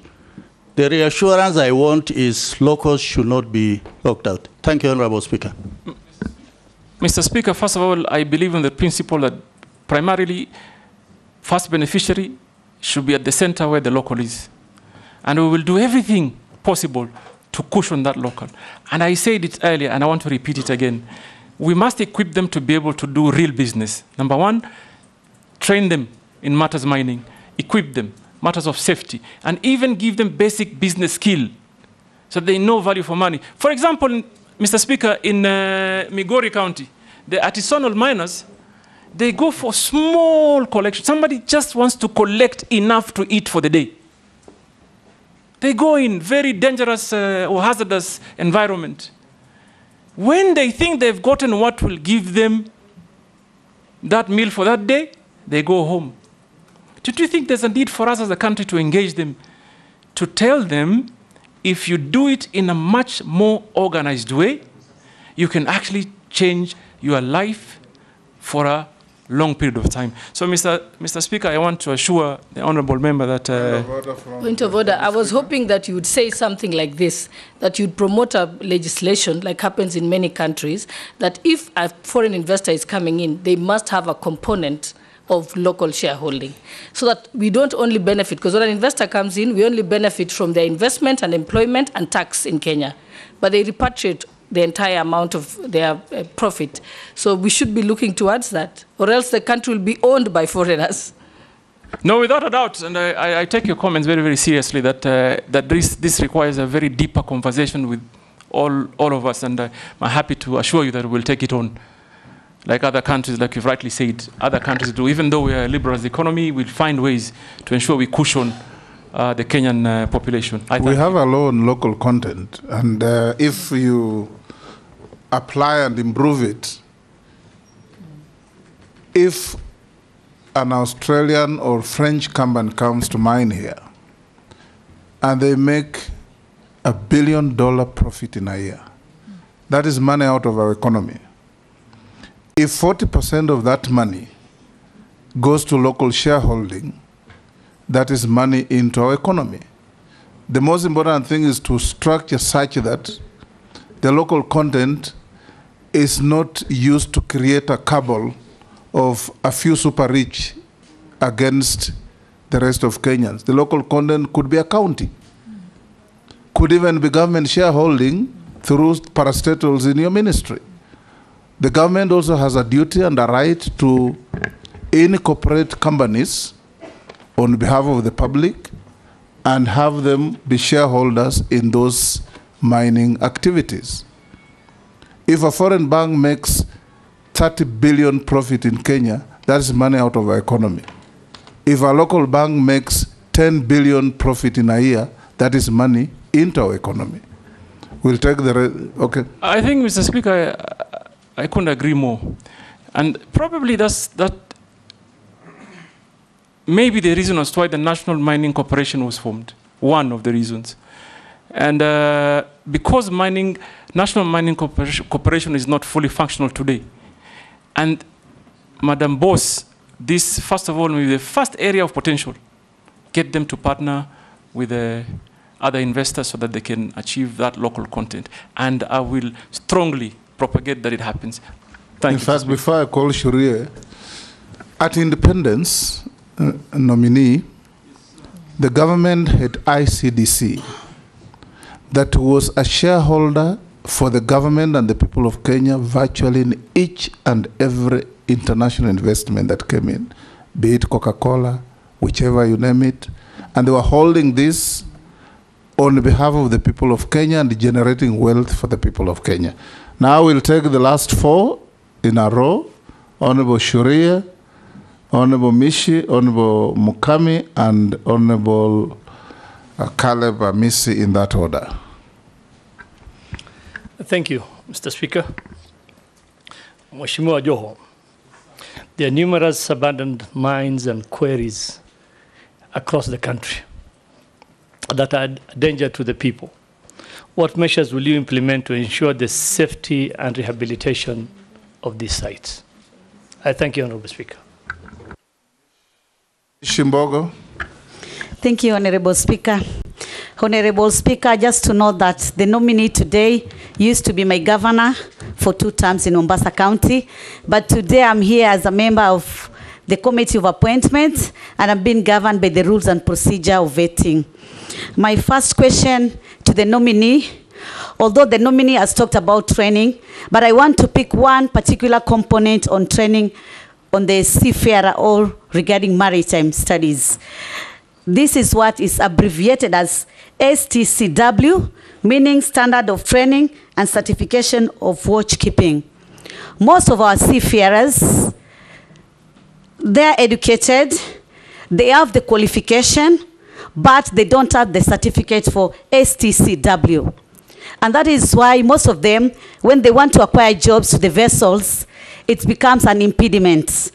I know the ministry has reduced the payment for such training, and now is at around 15,000 Kenya shillings. But still, most of our formative groups, and those who are vulnerable, those from the minority, the marginalized, the youth and the women, they still can't afford to pay that money for that training. And yet His Excellency has really been talking about working on ensuring that we create employment, because unemployment is a threat now to this country. I'm asking the nominee, what will be your immediate and short-term intervention to ensure that at least we cushion these affirmative or rather vulnerable groups, that they can acquire this certificate of STCW so that they can be employed in the vessels, the fish vessels, tourist vessel, so that they can earn some employment and assist their families. My second question, Honorable Chair, I'm going to do it in a Kiswahili language. Mheshimiwa nominee wetu wa leo, mara nyingi au mara kadhaa katika taifa letu la Kenya ama serikali yetu ya Kenya, kumekuwa na miradi ambayo inahusu kuchimbwa zaidi kwa bahari. Ile Kiingereza tunaita dredging. Kwa mfano kama mradi wa Lapset, kulifanyika mambo ya dredging, hivyo basi kuathiri wavuvi wetu katika sehemu ile. Katika sehemu ya Dongo Kundu Special Economic Zone, ambapo kutajengwa port itakayoitwa Dongo Kundu Port. Pia kuna mambo ya dredging ambayo yamefanyika ama uchimbwaji zaidi wa bahari. Katika harakati hizi tunapata wavuvi wetu wanaathirika, haswa kwanza ikiwa uvuvi ndio kitega uchumi chao cha kuhakimu katika maisha yao. na ile fidia ambayo wanapewa huwa ni fidia duni, na wengi pia hiyo fidia pia hawaipati. Na hata sasa kuna kesi ambazo zinaendelea za wavuvi kulilia serikali juu ya fidia kama hizi. Je, iwapo utabahatika kuweza kukubalika kufanya kazi katika wizara hii, utaweza kuweka mikakati gani ama utaweka mbinu gani muafaka kuhakikisha kama taifa tutaangalia wavuvi hawa wetu ambao wengi wao wanatoka katika familia ambazo ni maskini ama katika maeneo ambayo ni maskini. Mwisho kabisa ni sheria za kuwasaidia hawa wavuvi katika wakati wanavua. Ni katika swala hilo mheshimiwa. Unajua mimi natoka sehemu ambazo kuna bahari. So nakuomba msamaha mheshimiwa, nimalize hili la mwisho. Endelea. Wakati mwingi wavuvi wetu wanapovua wanashikwa. Kwa mfano kama wale wa sehemu ya Kwale, sehemu za Lungalunga na Shimoni, wanaambiwa ya kwamba mumepita bahari zaidi, mumefika Tanzania. Wale wa Migingo wanaambiwa sasa nyinyi mumepita Uganda. Yani kunakuwa na zile sintofahamu, na sijui kama kuna mikakati ya kuwa kuna masomo ambayo wanaweza kufunzwa kuelewa hii mipaka, ama kwa Kiingereza territorial boundaries ziko vipi, ndio ya kwamba wasiwe kila mara. Manake mimi kama mjumbe mara kwa mara napigiwa simu, mheshimiwa tumeshikwa, tulikuwa tunavua, tulikuwa sehemu za gasi, sasa tumeambiwa tumeingia Tanzania, tumeshikwa tuko huku Tanzania. Swala hili naomba mheshimiwa nominee aweze kutueleza njia ambayo ataweza kusaidia wavuvi wetu katika swala hili zima. Asante sana mheshimiwa mwenyekiti. Mheshimiwa Mishi, kwa Kiswahili sanifu, huyu ni waziri mteule, sio waziri nominee. Mukami? Mheshimiwa Spika, nominee ndio hiyo, mteule ni nominee. Yani umekuwa wewe ulisema utauliza swali kwa Kiswahili. Umeteuliwa. Sasa Kiswahili sanifu ni waziri mteule. Ali Spika na mfunza Mishi Kiswahili leo. Leo nafunza Kiswahili. Yes, Mukami. Thank you, Honorable Speaker. Honorable Speaker, I want to admit that I am really touched with what nominee has said, where he has come from to where he is. And I'm sure, being a Sunday, there are so many people watching, especially youth, and even the media people who are here, that God can bring you from down there to up where he is today. My question is regarding hustlers. Small-scale mining in Kenya employs more than 140 people and supports over 800,000 households. Our workforce times larger than its equivalent in large-scale mining, which employs just 9,000 people. However, several constraints limit its economic potential due to informality, poor health, and safety standards, a shortage of access to geo-data, and financial challenges. As Cabinet Secretary, if you are going to be approved, what measures will you implement to elevate the hustlers of artisanal small-scale mining? Thank you, Honorable Speaker. Caleb Amisi. Thank you, Mr. Speaker. Mr. Speaker, just like Honorable Misha, I also wish to state that the nominee before us is been serving as my deputy party leader, as well as my very close friend, so we've interacted a lot, but that will not conflict my role in this very important process. Honorable Speaker, I have two questions to the nominee. One, marine, you are aware that there exist marine resource utilization contracts between Kenya and other fishing powerhouses around the region or even beyond on the use of marine resources. But there have been questions on, number one, the provision of sustainability of these fishing practices, their benefits to Kenya, their long-term management, how public can access those contracts, even the approvals, and potentially, if there exists, the rescinding to the contracts. What do you say about it? If you know, about the contracts and how you will make Kenya benefit. And then secondly, Mr. Speaker, allow me to ask this because in my second term now as a member of parliament, I've served in the Committee of Defense and Foreign Relations where I had an opportunity to vet, I think cumulatively close to 60 ambassadors, high commissioners, consular generals, and state representatives to the international organizations.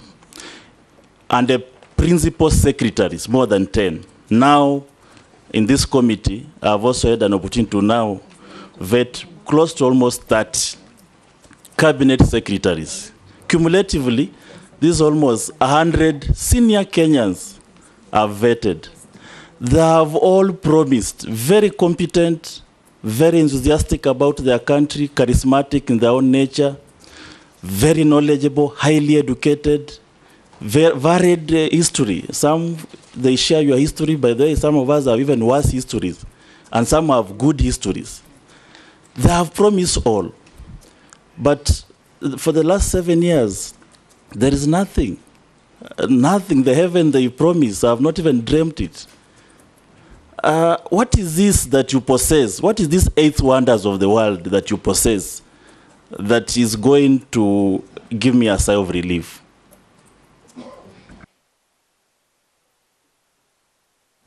Nominee, answer those. The question from Honorable Shuri actually had been asked by Chungwa and somebody else, but answer that. So, Mr. Neglected mine piece. Yeah, Mr. Speaker, I had said earlier, this is something we're going to look into, and for the future, to prevent that from happening, we will have to find a way to create some sort of... You said you'll bond the miners. Yeah, bond the miners. But that doesn't mean we'll ignore the existing problem. We'll have to just find a solution. We will consult among ourselves and even other government entities. So, Mr. Speaker, Mishi talked about accreditation issue for our seafarers. I really don't think that should be an issue. What I can promise Honorable Mishi is that I, if approved, will embark urgently and immediately to see that we have a seamless process for our young people in Kenya who want to pursue seafaring as a job are facilitated. Government's job is to facilitate, and that we will do. I don't even think that is a policy issue. It's a matter that needs urgent action. And I know between Maritime Authority and Bandari Academy, we should be able to sort that out. So I give you my undertaking that that we will sort it out. There's really there cannot be a justification. If someone meets the threshold, they should be certified. And that's something we'll do quickly. Mr. Mheshimiwa Speaker, Mishi ameuliza swali na Kiswahili. Kwanza nataka kujua, sijui kwa nini alikuwa apologetic about it. Kiswahili ni lugha ya taifa. Sasa kulijibu ndio kizungumkuti. Unaweza kujibu kwa Kiswahili? Tutapambana. Mimi ni Mswahili. So, Mheshimiwa... But you know, parliamentary standing orders require that since you started in English, you must go in English all through. But Mr. Speaker, then that will be double standard. I allowed Mishi. I'll give you also the same latitude to answer in Kiswahili. I know Honorable Mishi was playing to the gallery. No, Mishi, I'm sure on Chair, it's a valid question. Valid, and the gallery is equally valid. That's why I'm representing them. Honorable Mheshimiwa Mishi anaongea na watu wake wa Likoni na wengineo ambao wanaelewa Kiswahili.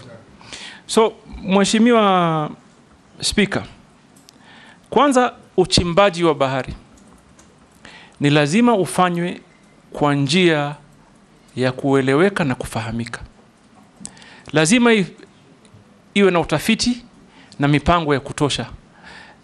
Kwamba ukichimba kwa ujenzi wa bandari, lazima upime mambo ya mazingira kwa kufahamika.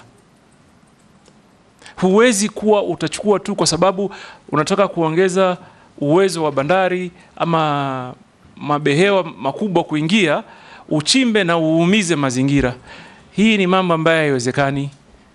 So mimi kama mazingira huharibiwa, haiumizwi. Waswahili endelea. Waswahili waelewa hiyo mheshimiwa. So hata mimi nimepigwa na butwa vile Kiswahili chake kiko kitamu. So mheshimiwa Spika, mazingira lazima yalindwe. Na sababu muhimu ya kulinda mazingira ni kwa sababu mazingira yanasaidia katika eneo la uchumi la wananchi. Na mimi nataka niseme, hata nikimaliza nilikuwa nimeandika pointi 10 ambazo nataka kuzisema, nitakwambia, ambayo naona vile tunafaa twende. Lakini haiwezekani kwamba ubora huu ushinde ubora mwingine zaidi. Lazima kuwe na balance, uwiano na usawa. Yani tunasema mheshimiwa Spika, katika hali yanayofanyika lazima kuwe na uwiano na usawa, hasusan katika mapato. Na hakuna namna, na mimi nafahamu vile pale mheshimiwa Misha natoka, wavuvi walikoni wakati Dongo Kundu ilikuwa inachimbwa, hata ile terminal mpya ya bandari sahihi, wavuvi wengi walipoteza mapato ya kiuchumi, kwa sababu mchanga ule uliotolewa pale ulitupwa mahali ambao wavuvi wanavua. Na mheshimiwa Spika, sijui kama unajua njia ya uzazi wa samaki. Wasamaki wanazaa kwenye mapango kule baharini. Sasa mara tu utakuta mchanga kiwango kikubwa kimekuja kafinika maeneo ya uzazi wa samaki. So inapunguza sana. Sasa mheshimiwa Mishi, mimi nataka nikuhakikishie, lazima tuweke mikakati kabambe ya kueleweka na tutathmini hali halisi kabla tukubali mambo ambayo yataumiza wa Kenya kiuchumi. Na tena sio Mombasa peke yake. Lamu, ziwa la Victoria, ziwa la Turkana, Nakuru, Naivasha na kwengineo. Kwa sababu mheshimiwa Spika, mambo haya yanachangia pakubwa katika uchumi wa nchi yetu, kiutalii, kiuchukuzi, kimaisha kwa jumla. La mwisho Mr. Speaker, Alamishi alisema mambo ya mipaka, na akasema mambo ya Tanzania na Kenya na Uganda Migingo. Mheshimiwa, mimi naonelea hivi, nchi hii, serikali hii, kwa in the spirit of East Africanism, yani kwa ushirikiano in that spirit ile ya umoja wa East African, lazima tuzungumze mambo ya mipaka kikamilifu. Kwa sababu mimi nilikuwa mbunge katika bunge la 10, Migingo imekuwa ikizungumza mpaka leo, tutazungumza Migingo. Mheshimiwa Spika, nakumbuka ulipokuwa waziri wa mambo ya nje ama kigeni, mambo ya nje, Mheshimiwa Daud anichanganya kidogo, sema kigeni, mambo ya nje, ulikuwa unapambana na mambo ya mipaka ya baharini. Na nakumbuka tulisongeza zaidi ya nautical mile 300 na almost. Tulipima na tukazongesha kutoka mile 200 mpaka 450, na hizo stakabadhi nikazipeleka kwa Umoja wa Mataifa. Sasa New York.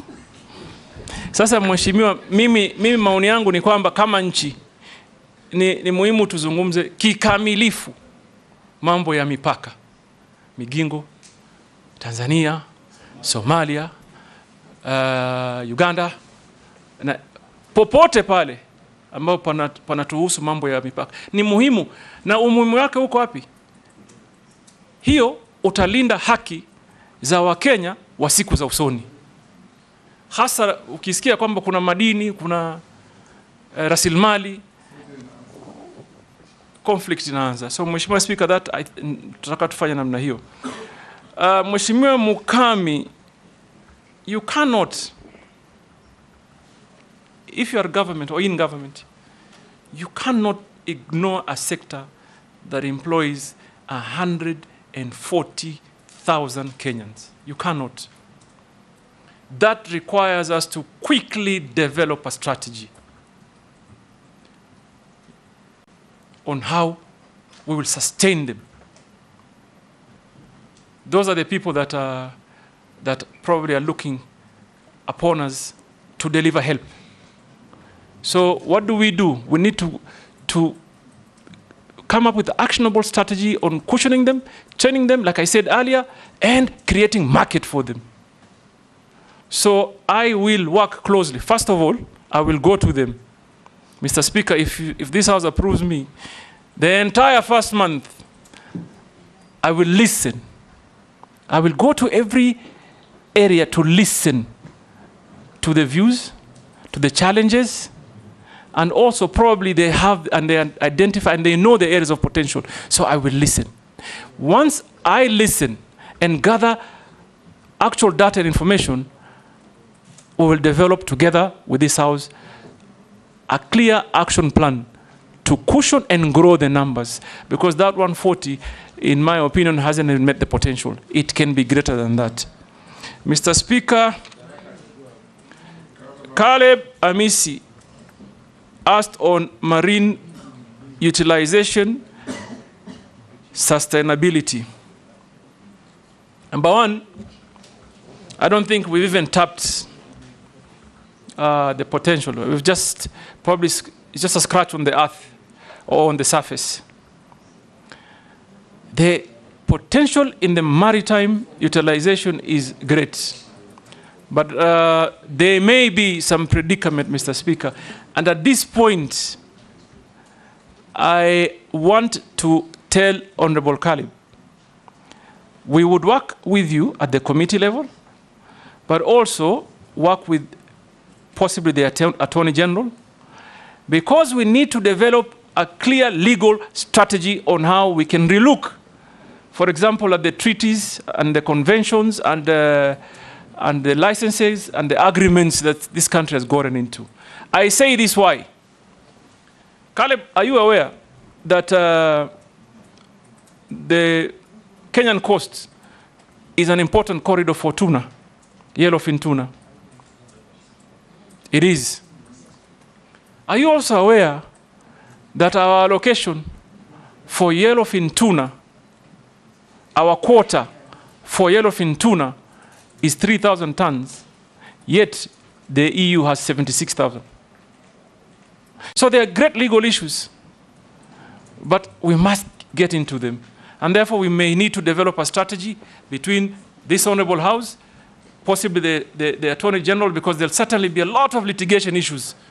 And therefore, if we do the strategy well, we should be able to address those issues and ensure that, that what is for Kenya remain, what is for Kenyans remain for them. Finally, you asked me if I am going to be my friend, Caleb, I'm that wonder you're looking for. Let me assure you, I'm an action man. Me, I don't like sitting on the desk 24 hours. I must be on the ground. I must understand what people are saying. I must engage them. So for me, I have a plan. This country needs to push mining to contribute more into the economy. This country needs to create employment to the young people. This country needs to involve the young people in decision making and ensure they participate in every process and they feel that this government is theirs. So that cannot be achieved sitting in some office somewhere. We have to be on the ground. So I assure you, I will hit the ground running. Yes, Mary. Go ahead. Go ahead. Thank you, Chairman. Nominee, yesterday I raised a concern to the outgoing Minister for Mining, And I think it's important that I seek clarification from you if approved, because you're going to be the person on the seat. There is mining happening at the border of Kenya and Uganda at a place called Amoni in Alupe. The mining is right at the border. And yesterday, the CS confirmed that some matter they took up, they visited, and they confirmed and that they have stopped.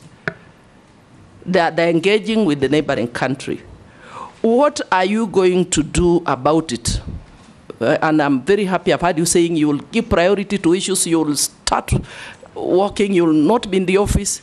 And one Kenyan has asked the same question and also has asked about Migingo, but you've already addressed the Migingo. Just tell me about the money. Thank you. Mr. Speaker. Chairman, a rejoinder on the same, just that, a rejoinder. Mr. Nominee, there's a whole issue in this country about speculation. You know, people assuming this county has this county has that, this region has that. I would like to know whether you would ensure there is a transparent Kenya mineral audit that will allow Kenyans to know what minerals are where and who has mining rights. Because this, especially where I come from the north, the cattle rustling has changed. It's not about cows. It's about land. And there are Kenyans who feel that West Pokot has a certain mineral, Samburu North, Baragoi has a certain mineral, and that is why there is perpetual conflict in those regions, and there are people arming Kenyans in those regions so that there is no peace, so that later in future people will move from that land, and then people are going to come and get the minerals out. It's just like oil. In countries where there's oil, there's conflict, perpetual conflict. And so that's, you know, not having a clarity on where we have minerals in this country breeds that speculation and brings conflict. Asante. Jeanette, I saw you gesturing like you wanted to have... I wanted to ask him something, Mr. Speaker. Mr. Speaker, I want to ask the nominee, you see why we are here today, Mr. Speaker, vetting the second batch of ministers in the halfway, midway of a term of an election. Mr. Speaker, is because of things that Kenyans have complained about. And some of the things Kenyans have complained about is about opulency, arrogancy, and show off. The nominee is somebody known to me very well, Mr. Speaker. I must share with the committee that.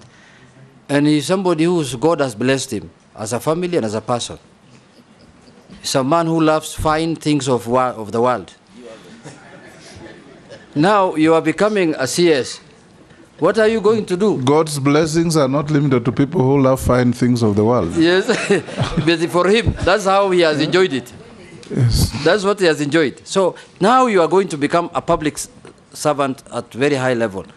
How are you going to define that line of your private life and your public life? Because Kenyans don't want any opulence at the level of the job that you are being interviewed for here. Thank you, Mr. May I? Kenyans are not against opulence, they are against show-offs. Show-offs, yes. Yes, show-offs. Yes. Yes, George. Thank you, Mr. Speaker. Mining research is not quite prominent in the country, but I'm now informed that some universities have actually started offering courses in mining, and they're doing lots and lots of research. My own university, Tharaka, is doing it. Confirm that if this committee, if the House approves you and confirms you, you will actually collaborate with the various universities in the country so that we have better research and better studies, including absorbing those who are studying mining, so that we have local experts. We don't have these foreigners coming from all over pretending to be the experts and cutting away our minerals. Running out of time, but Kosing? Mr. Speaker, just one thing, Mr. Speaker, I forgot. Also about fishermen who are being arrested in Lake Victoria, going to Uganda by Ugandan government. What are you going to do about it? They are suffering. Last time, he has answered. He answered that.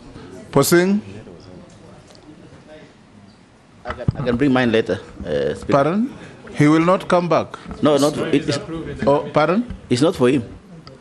Okay, it's not for him? Yes. Okay, fine. Honorable Speaker. Nominee, can I beseech members, we stop here?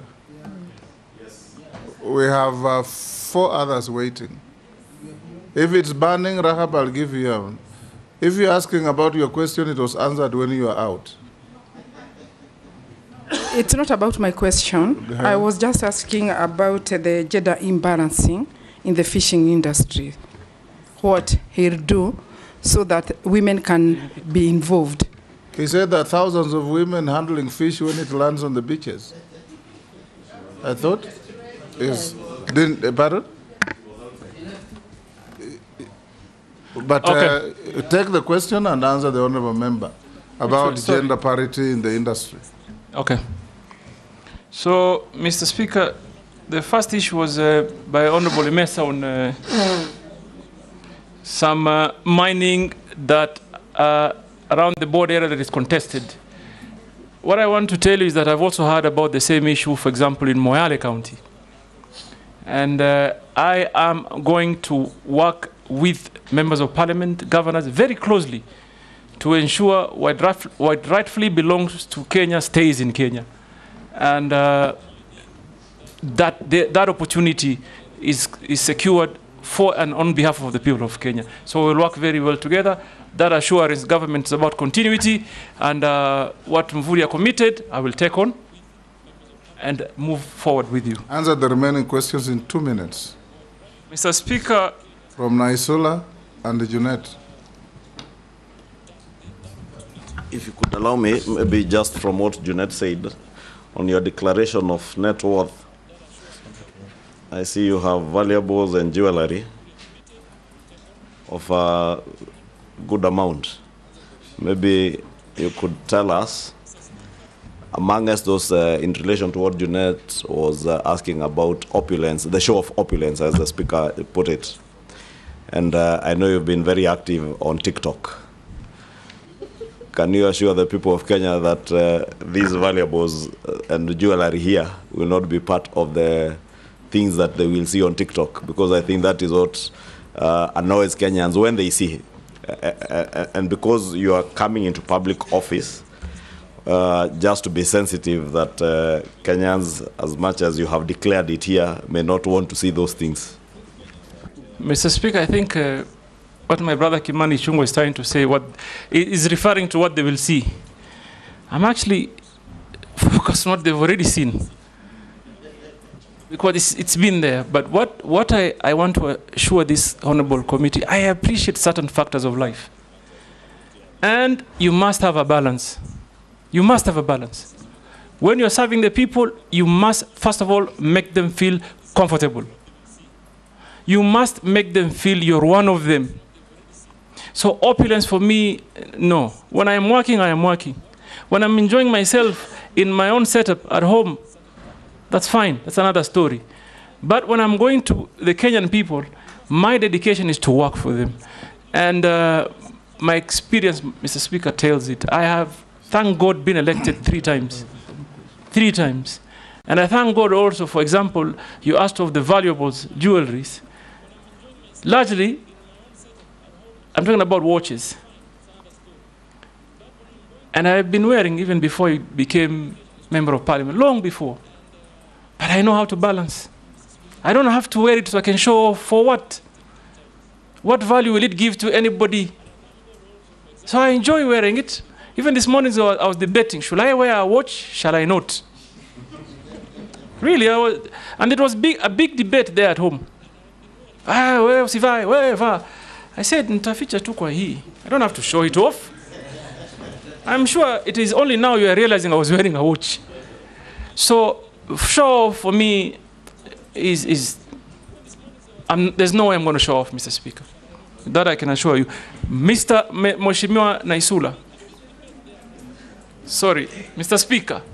On the question of Mheshimiwa Naisula, on matters speculation, that must be addressed, and urgently, because it denies Kenya an opportunity. You largely touched on it. Yes, but I want to talk about one important thing, and I see a great opportunity.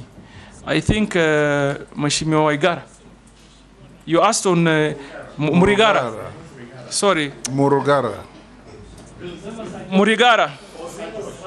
George, Sir George, on your question on training for mining, how do we achieve, for example, how do we attain 10% contribution GDP?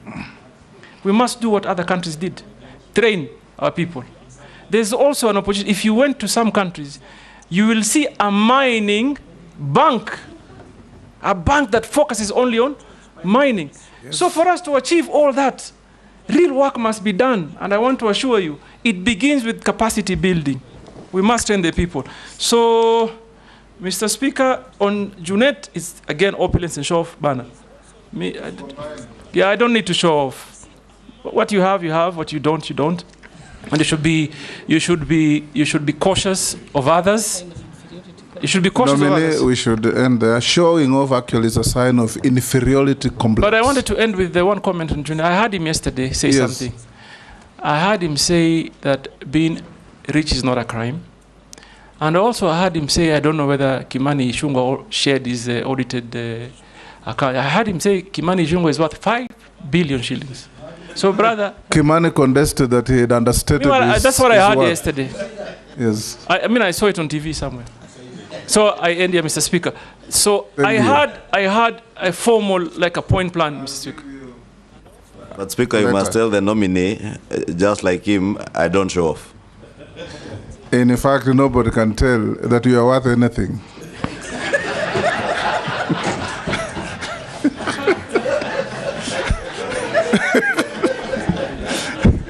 Mr. Speaker, and that must be the culture in Kikuyu constituency. Nominee, we are coming to an end. Naisula has asked me to remind you to respond to the issue of your public statement never to talk to your appointing authority. Although I told you that okay, only fools don't change their mind, but in Naisula I would want the public to hear from you. Sasa, Naisula, do you want to repeat the statement for me? Atuwezi ongea? How? Let me say this. No, I understand. No, but let me say this for clarity, Chairman. You know, apart from asking questions during vetting for competence, what you understand about mining and all, we also vet the temperament of a nominee, the same way you've been asked about lifestyle. It's neither here or there, really. But even temperament of a nominee is very important because it shows your leadership skills. Initially you thought this, and now you're here. There's really nothing wrong with answering how you're going to relate with His Excellency the President when you're working. Excellent. So, Mr. Speaker, if I may quote, the statement went like, mimi nionge na Ruto nini? Mimi niende wapi na Ruto? Mr. Speaker, hakuna mtu ameeleza vizuri kukuliko. Mpumbavu peke yake ndo abadilishe mawazo. Mtu mpumbavu. Pili, hii ni clarion call to serve the country. I have been a great critic of this government, like others I did before. Now I've been given an opportunity. An opportunity has been availed to me to come and create that difference that I've been talking about all this time. And that is exactly what I'm going to do. Bring new energy, new ideology, new thinking, because after all of us are serving one nation, one people. Well put. That will do.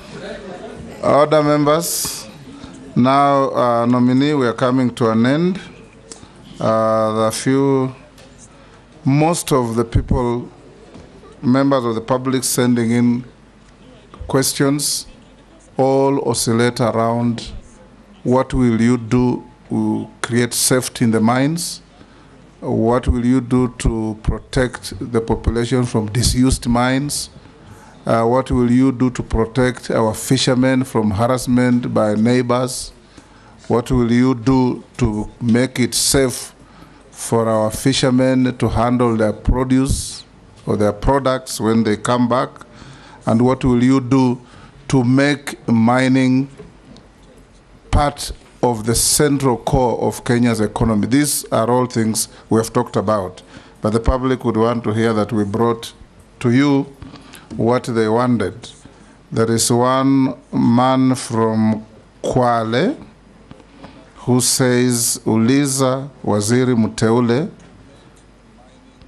ngoja kidogo, ataweka mikakati gani kuhakikisha kituo cha mafunzo cha uchumi Zamawati kilichoko wadi ya Ngomeni, kaunti ya Kwale, kinakamilika kwa muda unaofaa.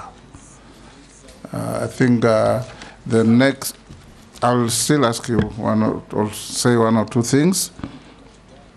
We want you to assure Kenyans, nominee, that if you find favor and you are appointed the minister, within what period will you be able to make Kenyans feel the benefits and the contribution of mining to our economy?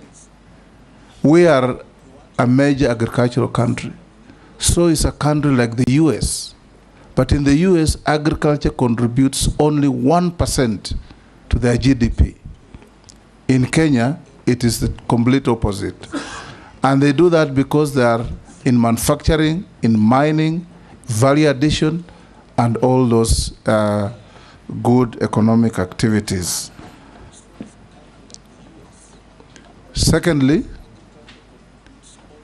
ensure that Kenyans participate in this exciting new economic venture. Assure Kenyans that you are not going to be, if approved, to be working for international conglomerates to come to Kenya, appear to be generating economic activities but taking away all our wealth. We want to see mining being part of the central feature of our economy.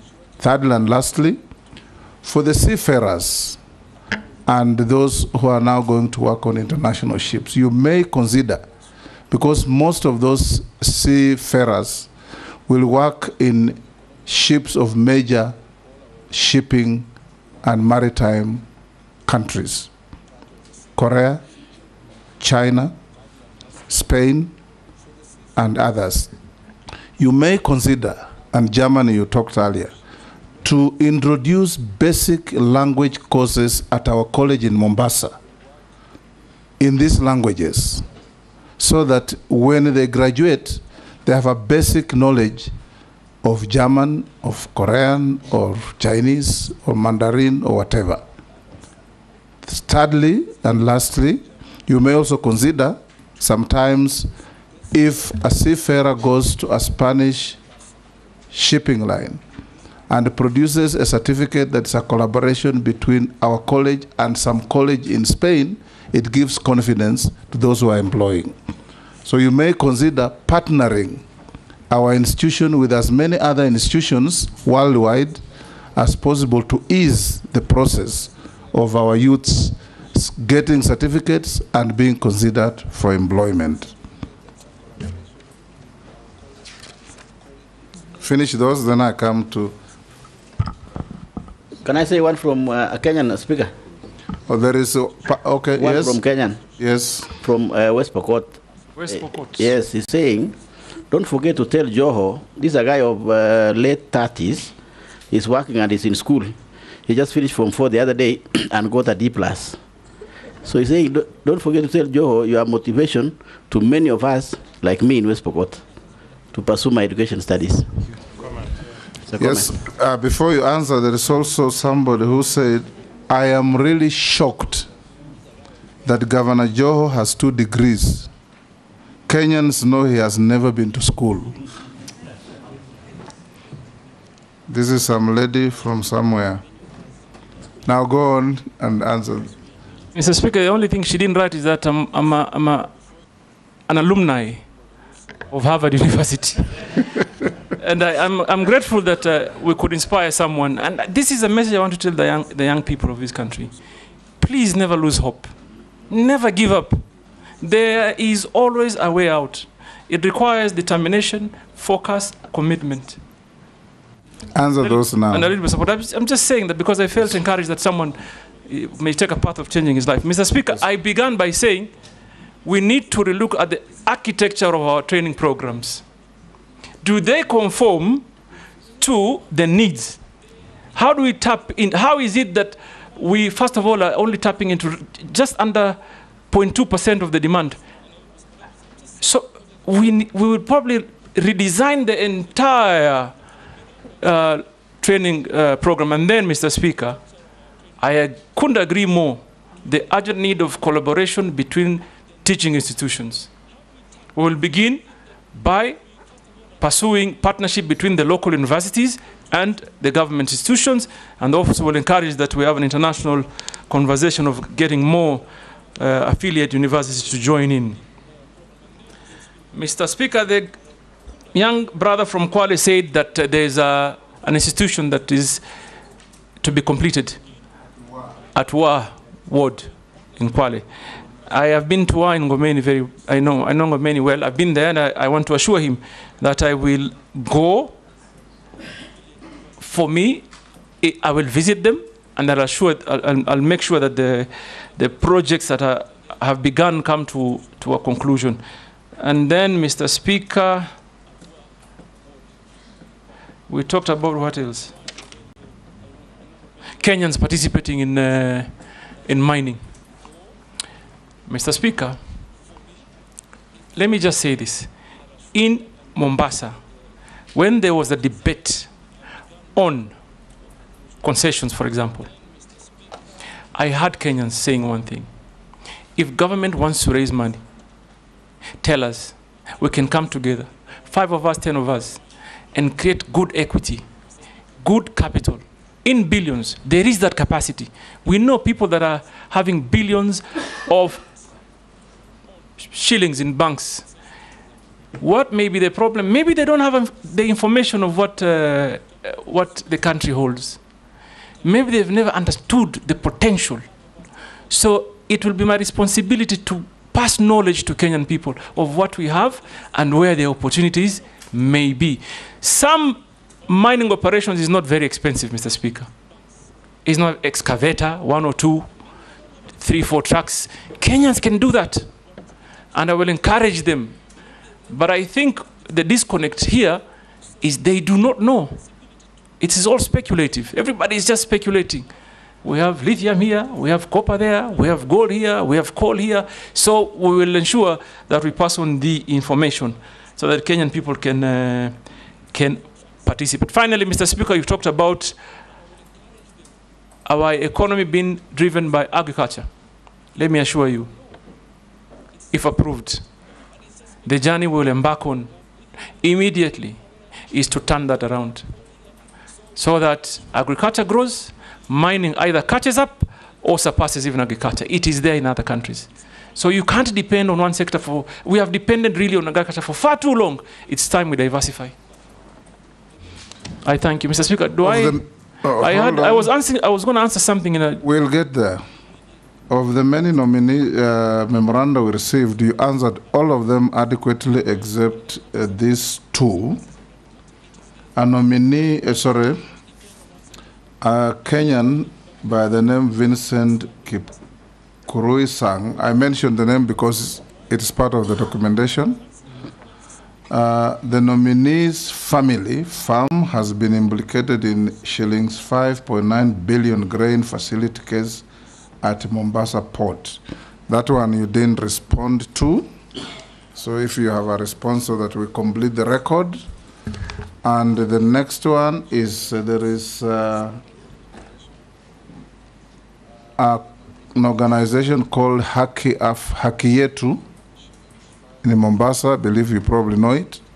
They say they went to court, obtained a court order for you to avail some documents to them, served you with the order, and you refused to give them the documents.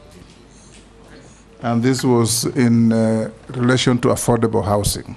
Okay. Those 2. Mr. Speaker, you answered everything correctly and satisfactorily.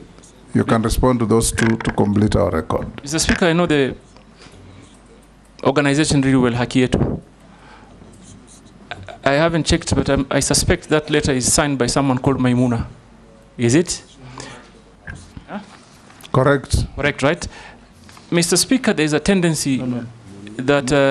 Munira, sorry. Munira Ali Omar. Munira Omar, I know, and of course my great friend Father Dolan is doing quite some good work. But number one, I've never seen or received any orders that compels me to give information. Two, I believe public information should not necessarily be accessed through court processes. Someone should be able to walk into government office and get information. Number one, Article 35 of the Constitution. So I have not received any orders, but my current governor would, I'm sure, I'll place a call to him. He'll be happy to share the information. Grain bulk? Grain bulk, Mheshimiwa, sorry, Honorable Speaker. I said earlier, it's not grain bulk, it's grain facility. I'm sorry. I understand. Yes. Mr. Speaker, my family, like I said earlier, is in the business of logistics. So what my family wants to do as a business, or plans to do, is to build on our land, on our own family land, a grain handling facility. For far too long, there's just been one. So there's been a monopoly of grain handling in Kenya. So we've been pursuing this venture of building another, as a family, nothing to do with government. Mheshimiwa, so that, Honorable Speaker, so that I come out clear, there's not a penny government is putting. There is nothing government is doing in that project. It's private equity project, sitting on private land. The only thing that that setup would do is get a license on way leave so that they can get access to remove the grain from the vessel onto the facility. So we did not lose, as a family, 5.9 billion contract. We are actually going to inject 5.9 billion investment into the economy. Before I give you to say what you want to say as you exit, have you ever been adversely mentioned in any integrity-related report? Not that I know of. Do you hold any leadership position in any political party? In your self-declaration, you say you are the deputy party leader of Orange Democratic Party. That I resigned. I remain only a member of the party. I don't hold any leadership position. What is your net worth? My net worth is, let me just be sure. Where is that document?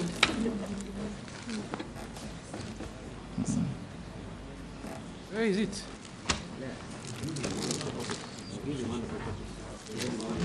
Is on pay. Your assistant should be assisting you on this. I'll just use this one. I found it. Okay. Mr. Speaker, my net worth is 2,361,332,249. Made out? Largely by developed and undeveloped properties, which include my homes in Mombasa, Vipingo, Nairobi, and Malindi. Shareholding in some property holdings. Shareholding in family businesses. Valuables. Honorable Kimani Ichung'wah referred to them as jewelry, but it's just basically watches. And cash at bank. Okay. We have checked your documents against what we have, and we have found them in order. And also you did respond to more than we received 74 memoranda on you. You responded to all of them except the 2 that you have now responded to. Now you can have 1 Mr. minute. Speaker, yes. Before he concludes on the net worth, it would be good, and this is in his interest, because he has severally referred to family businesses. This net worth is Ali Hassan Joho, not the family. This is just my shares. Family is definitely... Much more. I wish it was my own wealth. For a moment, Mr. Speaker, I wish it was my wealth, but that is now my share. Yes, so go ahead and say what you wanted to say so that we go to the next nominee. Mr. Speaker, while I was preparing myself, I came with an idea of developing a 10-point plan that I think would be useful to enhance how we can quickly grow this industry, because it is a powerful industry in our economy that is untapped, and employment. So I came, number one, complete digitization of the ministry processes. Number two, stakeholders' involvement and public participation. Number three, blue economy regulatory framework.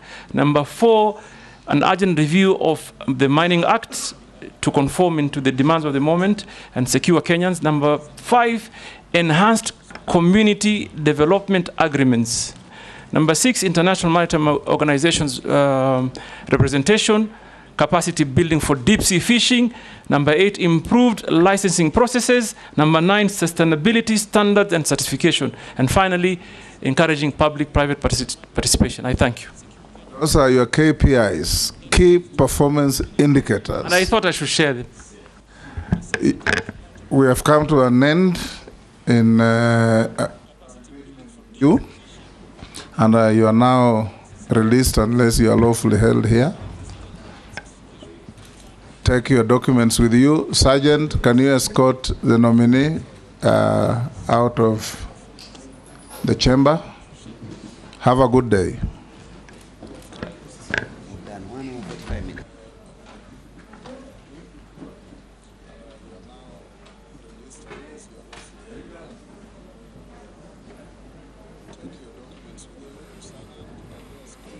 Honorable members, 10 minutes for preparation for the next nominee. Yes, yes, absolutely.